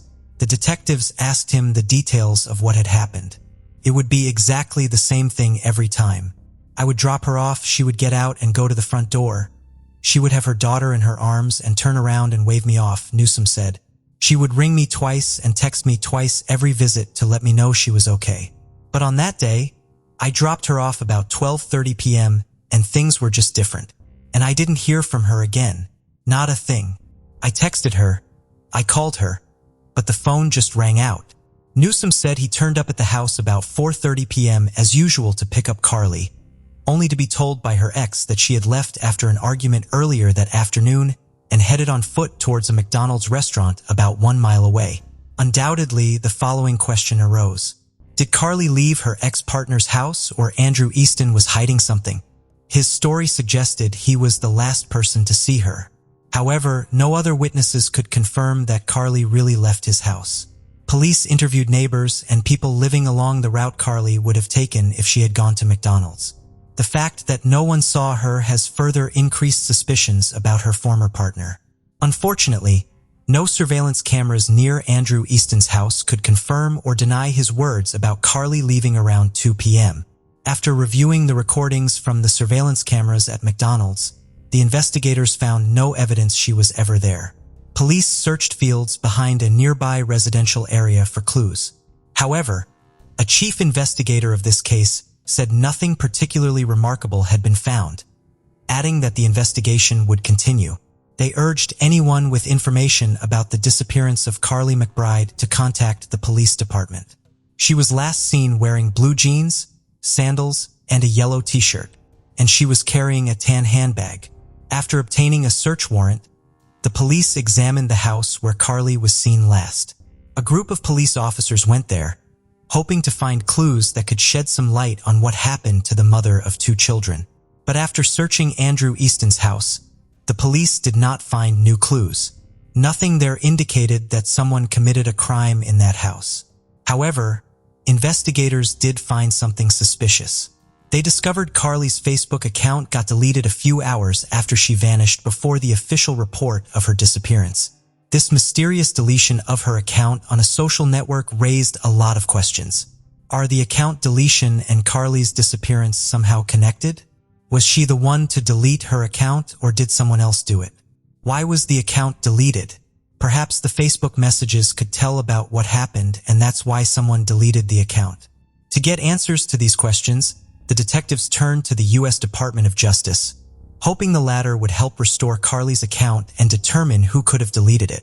Facebook data analysis is done at the company's headquarters in Menlo Park, California. But Sergeant Wright said Ms. McBride's Facebook friends could help New South Wales Police. We're asking if anyone may have been in contact with Carly via Facebook or any other social media in the days leading up to her disappearance. If anyone noticed anything unusual, if they could come forward and let us know, he said. Given the timing of the Facebook page being shut down and in the context of the disappearance, we think it's hugely suspicious, but it's also something that could hold some vital information about what happened to Carly. Carly's parents didn't believe their daughter had just fled to start a new life. Close friend and flatmate Carly Smith said nothing appeared out of the ordinary as she spoke with Carly on the phone as she traveled to Musselbrook. She was so down to earth. I would call her a free spirit. She was easygoing. She just loved life. Miss Smith said she was always there for her friends. If you were having a bad day, she just knew and she would be in contact. And she also made a plea. We all wake every day not knowing what happened, not knowing where she is, she said. You have to have a conscience. Come forward with some news. Just give us something. The police thoroughly searched the area where Carly was before her disappearance. The search included dogs, police divers examining the Hunter River and its surroundings, and aerial and trail bike patrols. And yet none of this helped to find any traces of Carly McBride. Months passed, but the investigation did not bring any results. Carly didn't leave any digital footprints. After she disappeared, she never turned on her phone. Her social media accounts were inactive, and she did not use bank cards. Investigators began to assume that Carly was no longer alive. 9 months after Carly's disappearance, her parents sought help finding their daughter. They were joined by Detective Timothy Seymour, who could contribute by requesting any information helpful to the case.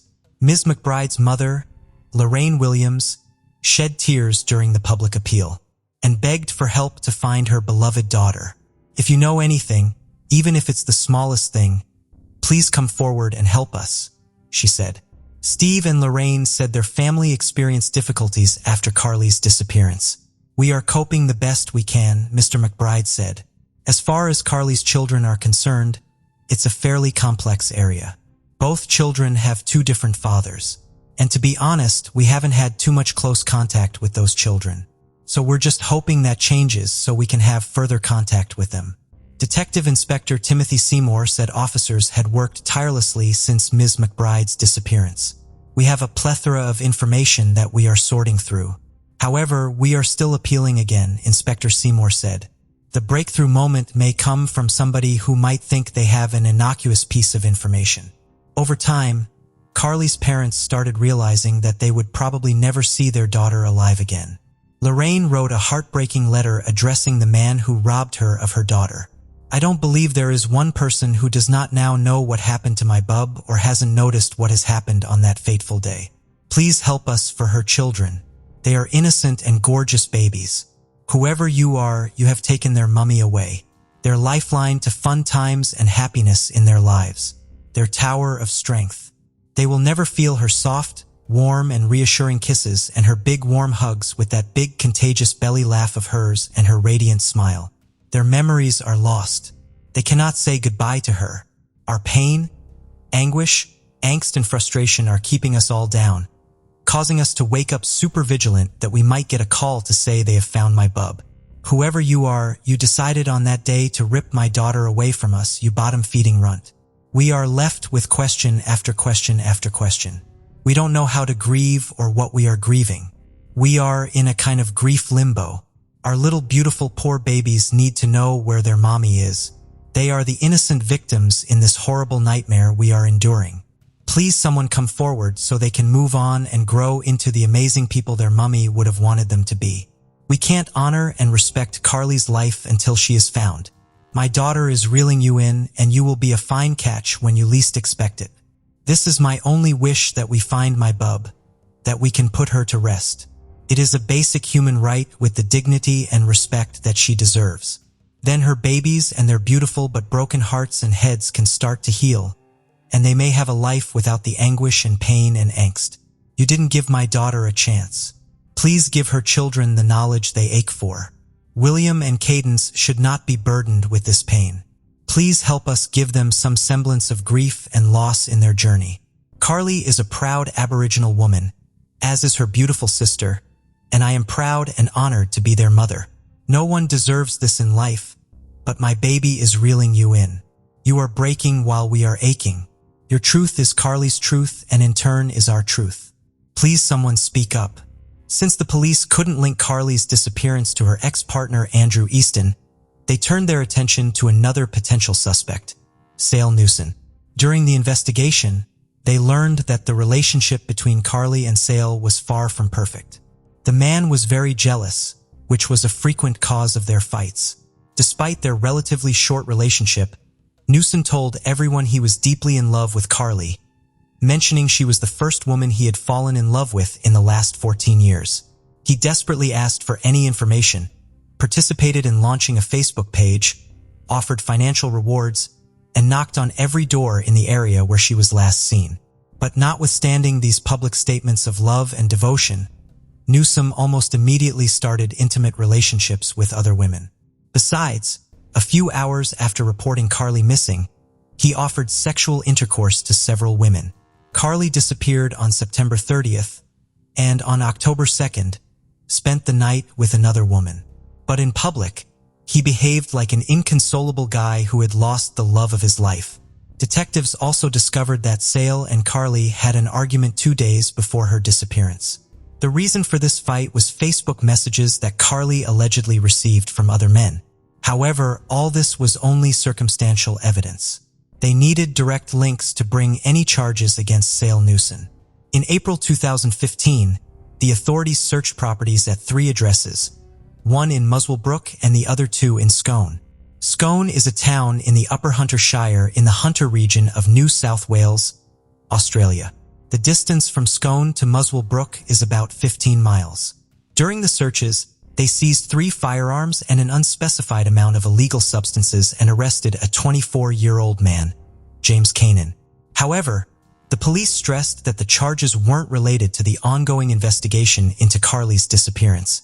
And yet, they did arise during this investigation. Thus, we should keep this name in mind. Almost 2 years have passed since Carly was last seen alive.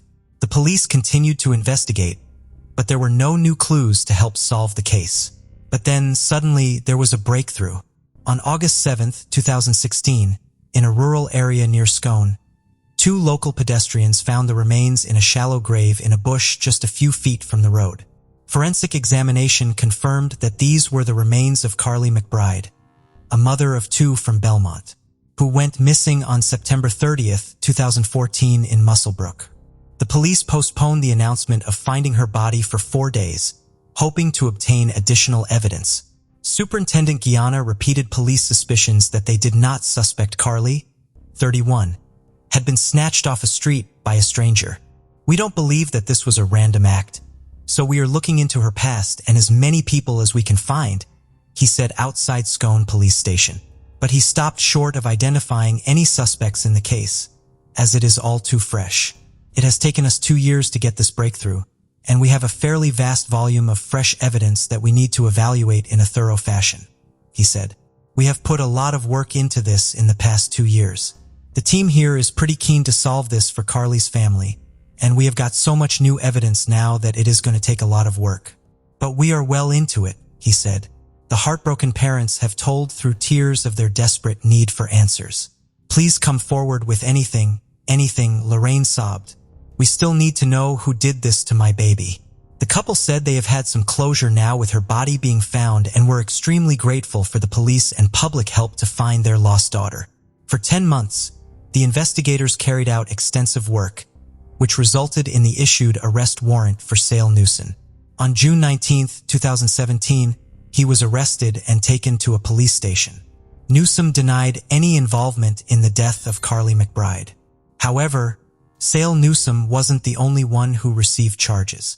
Police believed that 26-year-old James Cannon was the one who helped Newsom dispose of the body.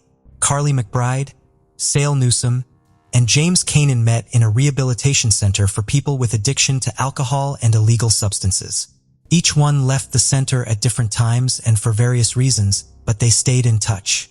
The trial of Sale Newsom began in August 2018 and protracted for several years because the police had only circumstantial evidence.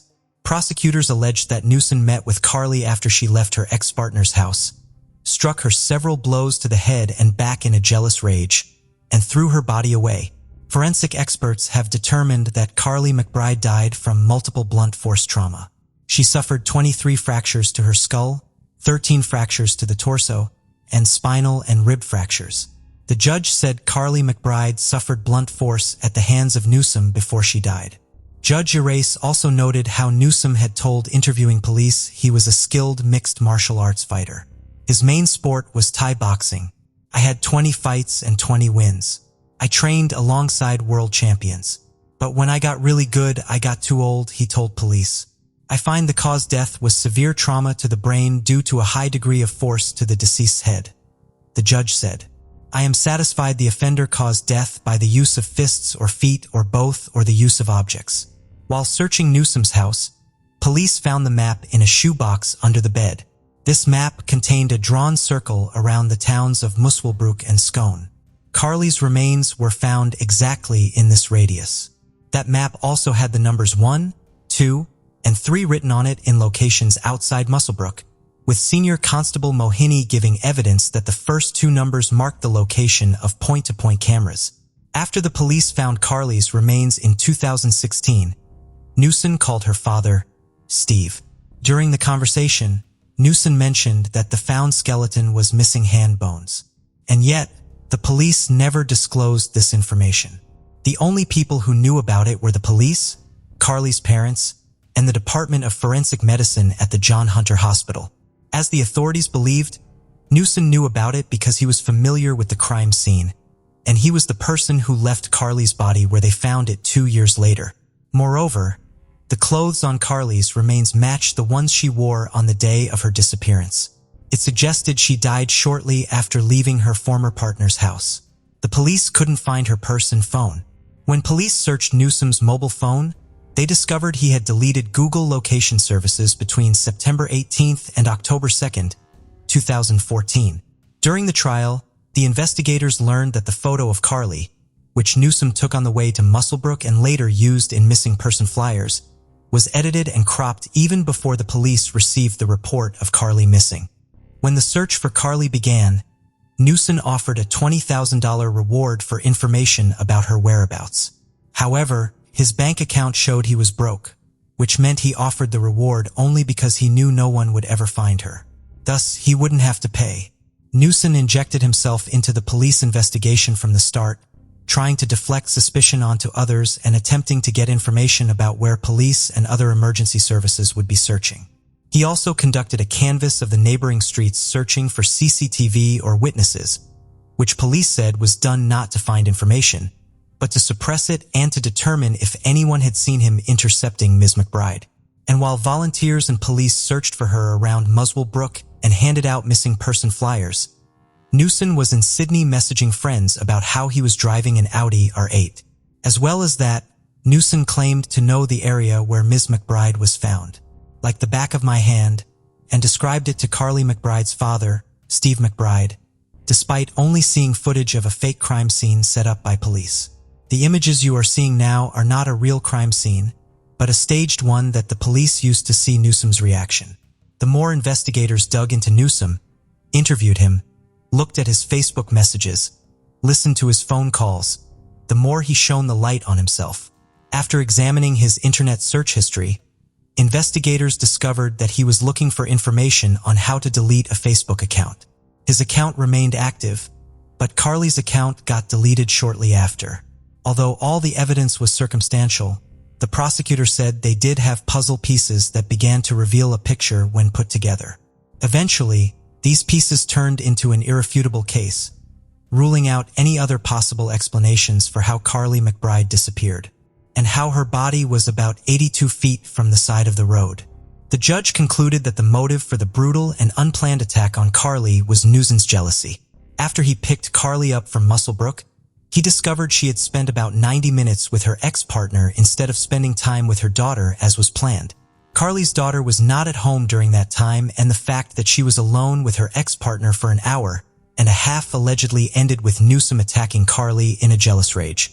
Ms. McBride's mother, Lorraine Williams, told a sentencing hearing that she lived in a blur of grief and anxiety for 2 years as she waited for her happy, gorgeous, and outgoing daughter to come home to her 2 young children. Instead, the next time she saw Carly was in the morgue, a day she tearfully described as the worst day of my life. Carly should be here, living her life with her children, her sister, her father, and me, Ms. Williams said. After today, I never want to hear, speak, or see the man who took my beautiful daughter's life ever again. He no longer has any power to hurt me, and I refuse to think of him anymore. I will miss Carly for the rest of my life every second of every day, Ms. Williams said. Almost 7 years after he reported Carly missing, 43-year-old Newsom was found guilty. In December 2021, he was sentenced to 27 years in prison with parole eligibility in 2038. After the sentencing, Newsom turned to the judge to restate his innocence. I understand the verdict's been the verdict, he said. Your Honor, I'm innocent. From the day I reported Carly missing to this very day, I've been compliant with the police, with the courts, with the jails, everything, and I've been found guilty of a crime that I did not commit. Someone out there has committed this crime, and it wasn't me. It wasn't me. And now I've got a big struggle ahead of me to try and clear my name through the courts after this. James Cunning, who helped Newsom dispose of Carly McBride's body, denied his guilt. However, in July 2022, a jury found him guilty too. The judge said Cunning lied to police in 3 interrogations to create a false alibi for Newsom and deleted data from the phone to cover his tracks. Unfortunately, I couldn't find his picture, but it is known that when Cunning received charges in the Carly McBride case, he was already in prison for illegal weapons possession and prohibited substances. In November 2022, the 31-year-old cunning showed almost no reaction when he was sentenced to 7.5 years in prison with a 4-year parole period. After the trial, Carly's parents said that although justice had prevailed and no matter the verdict, nothing would ever return their daughter. November 6, 1967, Dana and Benson Schaefer welcomed their daughter Rebecca Lucille into the world. An only child, Rebecca was adored by her parents. Her father Benson was a child psychologist and mother Dana was employed at Portland Community College. Growing up in Oregon in a religious Jewish family, Rebecca initially thought about becoming a rabbi, combining her faith and her love for other people. She loved the outdoor life, especially horse riding, and this is something her and her father bonded even more over. As she moved into her junior year, Rebecca started modeling and acting in amateur dramatic clubs. Her big smile and striking brown eyes shone through in her photo shoots, and her future career in front of the camera was starting to form. She appeared in adverts for department store catalogs as well as TV commercials. But she soon decided it was time for a change. She spoke to her parents about fulfilling a career as a full-time model, and they agreed. Aged just 16, she took a big leap. She moved across the country alone to the city of dreams, New York. With its bright lights, big atmosphere, and social buzz, New York was where many a hopeful performer would go in a bid to further their careers. Although her parents were understandably nervous, Rebecca said to her father, "Do you remember what you said to me, Dad? Sometimes you have to choose between adventure and regret." Although the city was big and overwhelming, 16-year-old Rebecca was more than a match for it. Within the first week of living there, she saw a strange man pacing in the subway with a sharpened screwdriver. A terrified young woman was sat in front of her, and Rebecca hurried over, pretending to know the girl, and said, "It's so great to see you. Let's go get a coffee," and pulled her up the stairs. As she settled into her new life in the Big Apple, she began attending the Professional Children's School. The elite Professional Children's School educates children who work in the entertainment industry and boasted stars such as Carrie Fisher and Christopher Walken as part of their prestigious alumni. It wasn't long before her perseverance and hard work paid off. In 1984, she got her first big break. She booked a 6-month recurring role in the ABC soap opera One Life to Live, playing Annie Barnes. After this, she landed a small role in Radio Days, the famous Woody Allen comedy. Sadly, her performance was edited from the film, and only a brief scene which features her remains. Despite her early success as a model, she soon found herself coming up against the tough expectations of the fashion industry. She stood at 5 feet 7 inches, and many agencies considered her to be too short to model for high fashion. She struggled to find further work, so she decided to leave New York.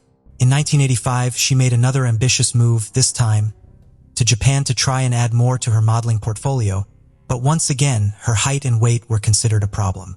After this, she decided to return to New York and focus solely on her acting dreams. Undeterred, she started working as a waitress to support herself in between acting jobs, and carried on auditioning wherever and whenever she could. She was sharing an apartment with 5 other people, and just as her phone line got cut off, as she could no longer pay the bills, she booked a big role. She had recently shot for the popular 17 magazine, which caught the attention of TV producers. They were casting for the comedy My Sister Sam, starring Pam Dorber, who had become a household name thanks to the hit show Mork and Mindy.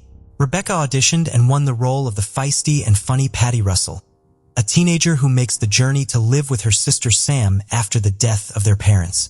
Her life changed instantly, and she flew to Los Angeles to start filming the CBS show.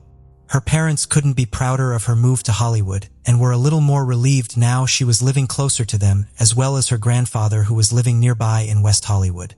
The pilot of My Sister Sam aired in October 1986 and had a great time slot in between 2 already very popular shows. She and co-star Pam immediately hit it off, and Pam took 18-year-old Rebecca under her wing, eventually moving her into her house. Rebecca was bright and bubbly and immediately popular with audiences. She became the spokesperson for Thursday's Child, an organization that helps children and teenagers with various issues, including eating disorders, abuse, and suicide. Appearing on various chat shows, magazine covers, and even hosting the Thanksgiving parade for CBS. Pam Dawber could see Rebecca's life as a new and young celebrity was rapidly changing. Pam often gave her advice on how to navigate the celebrity world. Pam herself had issues with stalking and obsessive fans in the past and said she and the team told Rebecca, "You're on a hit show. We're going to go on this show for a while. You never put your real name on your mailbox." Rebecca, never put your real name on your mailbox. In 1987, while shooting My Sister Sam, the security at Warner Brothers Studios phoned Rebecca's team and asked if she knew a man that had come to meet her. 19-year-old Robert John Bardo had turned up to the set carrying roses and a huge teddy bear and claimed he knew the actress and wanted to see her. Rebecca confirmed she didn't know him and they did not allow him entry. Robert said he was frustrated as he couldn't understand why Rebecca would turn him away. A month later, Robert returned to Warner Brothers, this time extremely agitated and carrying a knife. Security were now aware of who he was and again stopped him from getting in. He was taken into the security office and was told he needed to stop as the obsession he had for the actress was going too far. The head of security was concerned and informed the production company about what had happened. Rebecca continued on with her life and various filming projects. Although My Sister Sam initially was a success with viewers, it was sadly canceled in 1988, halfway through the second season, leaving many episodes unaired. The show had changed its time slot and this impacted it massively.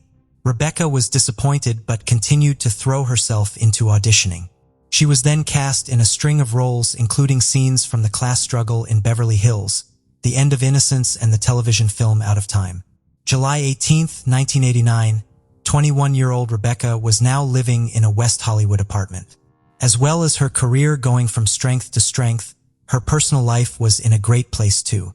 She met 23-year-old TV and film director Brad Silberling on a blind date at UCLA Film School, and Brad said the chemistry was instant.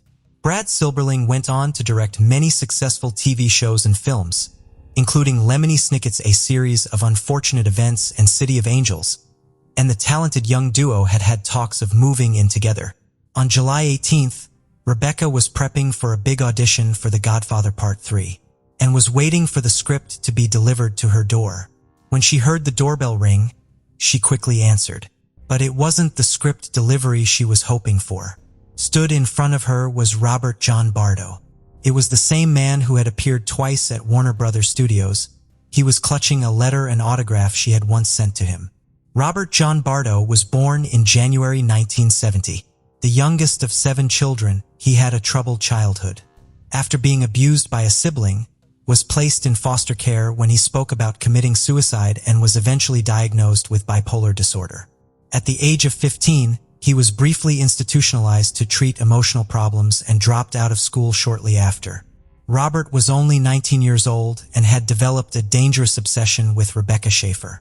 Prior to his fixation with her, he was infatuated with a child peace activist, Samantha Smith, who was tragically killed in a plane crash in 1985. When she passed away, his attention turned to Rebecca. He started writing numerous letters to her after seeing her on a commercial for My Sister Sam.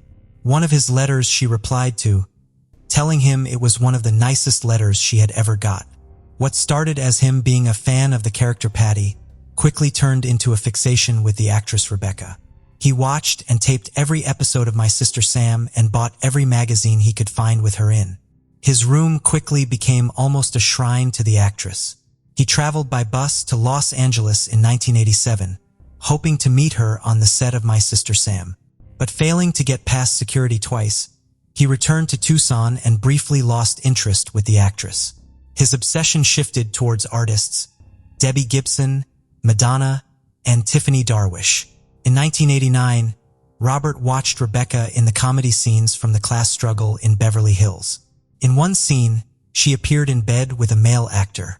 Robert became so enraged and jealous by the scene, he decided that she needed to be punished for becoming, in his words, another Hollywood whore. The teenage Robert wrote a disturbing letter to his sister, saying if he couldn't have Rebecca, then he wouldn't allow anyone else to. Part of the letter read, "I have an obsession with the unattainable, and I have to eliminate something I cannot attain." After trying and failing to get Rebecca's address through her agent, Robert came across an article in People magazine which gave him a new idea. Arthur Richard Jackson had stalked and stabbed actress Teresa Saldana in 1982, and through the article in People magazine, Robert learned that Arthur had used a private investigator to obtain her address. Fortunately, Teresa Saldana survived the frightening attack and went on to found the Victims for Victims organization. She also participated in lobbying for the 1990 anti-stalking law and the 1994 Driver's Privacy Protection Act. Robert decided to use the same method as Arthur Jackson and paid a detective agency $250 to find Rebecca's address using DMV records. His brother helped him get hold of a gun after Robert himself was refused due to being too young and disclosing mental health problems on a form he had to fill out at the gun shop. For a third and final time, Robert traveled to Los Angeles and stayed in the neighborhood where Rebecca lived, showing people pictures of her and asking neighbors if she actually lived there. Once he was certain that her address was correct, on the morning of July 18th, he rang her doorbell just after 10 a.m. This encounter clearly unnerved Rebecca. She politely shook his hand and was pleasant to him, but asked him never to come to her home again. Robert was shocked and went to a nearby diner to have some food before returning to her apartment an hour later. He claimed he did this as he had forgotten to give her a cassette tape. According to Robert himself, she answered the door again, but had a cold look on her face. Robert said, "She had this kid voice, sounded like a little brat or something, said I was wasting her time. No matter what, I thought that was a very callous thing to say to a fan." Without warning, he pulled out a gun and shot her in the heart at point-blank range. According to Robert, she fell to the floor of her doorway, screaming, Why? Robert Bardo fled the scene, and shortly after, Rebecca's neighbor who had heard the shot and the blood-curdling scream rushed to the doorway. He felt no pulse and phoned 911. She was swiftly taken to Cedars-Sinai Medical Center, but there was nothing they could do. And tragically, 21-year-old Rebecca Schaefer was pronounced dead just 30 minutes after arriving. The following day in Tucson, several motorists phoned police to report a man running through traffic on Interstate 10. It was Robert Bardo. He told officers he was devastated by the death of Rebecca Schaefer and was acting out because of it. An incredibly suspicious thing to say, police faxed an image of Robert over to the LA detectives, who confirmed this was the man they were looking for. After hearing about the murder of Rebecca on the news, Robert's sister told police about the letter he had written to her. He was promptly arrested and extradited to California. He confessed immediately to what he had done. He was charged with first-degree murder, and prosecutor Marcia Clark would take on the trial 2 years later. Marcia became most well known for being part of the prosecution team on the O.J. Simpson trial in 1995, defending Nicole Brown Simpson and Ron Goldman. In Robert's case, she pushed hard for what is known as a bench trial. This means that the outcome would be decided by a judge rather than a jury. Robert Bardo agreed to this in exchange for the death penalty being taken off the table. Steve Galindo, a veteran public defender, was in charge of Robert's defense team. Judge Dino Fulgoni presided, and he was reported to be one of the top legal experts on psychiatric evidence in the state of California. Despite his confession, Robert still pled not guilty. His defense team argued he could not have premeditated the murder due to his mental health issues, something Marcia was keen to disprove. The defense team called psychiatrist Dr. Dietz to the stand, and he claimed that Robert may have schizophrenia and that is what may have led him to commit the crime. Marcia Clark hoped to prove that he did in fact plan the killing over several months. It was not a normal 13-year-old, nor with the notion that he was not a normal 19-year-old. A normal person doesn't stalk and murder a celebrity he's never met. Where is the evidence of delusion? That the defendant deluded himself into believing that maybe someday Rebecca might be his friend. Well then, haven't we all been guilty of being delusional at some point in our lives? Robert was carrying a copy of The Catcher in the Rye when he shot Rebecca, which he threw onto the roof of a building as he ran away. He insisted that it was purely coincidental, even though it emulated Mark David Chapman, who had also been carrying a copy with him when he shot and killed John Lennon. It came out that during the 18 months before he killed Rebecca, he had been arrested 3 times and charged with domestic violence and disorderly conduct. His neighbors also said that he had exhibited unwarranted threatening behavior towards them. Judge Fulgoni agreed with the prosecution. Marcia Clark's hard work paid off, and in October 1991, Robert John Bardo was found guilty of the murder of Rebecca Schaeffer. On December 20th, 1991, he was sentenced to life in prison without the possibility of parole. A year after the murder, Robert gave an interview in which he said, "I was a fan of hers and I may have carried it too far, but a lot of things have appeared in the press to make me out to be a monster. If I had one wish where, if it was ever to come true, it would be for Rebecca Schaeffer to be alive today." Rebecca was buried in Portland, Oregon, and her service was attended by over 300 people. Her death influenced her boyfriend at the time, Brad Silberling, to write and direct the film Moonlight Mile, about a man's journey with grief after his fiancée is murdered. As a consequence of Robert obtaining Rebecca's address, as well as Arthur Jackson getting Teresa Saldana's details through the use of private detectives, the U.S. Congress passed the Driver's Privacy Protection Act in 1994. This prohibits state departments of motor vehicles from disclosing the home address of state residents. The case also prompted the 1990 passage of America's first anti-stalking laws.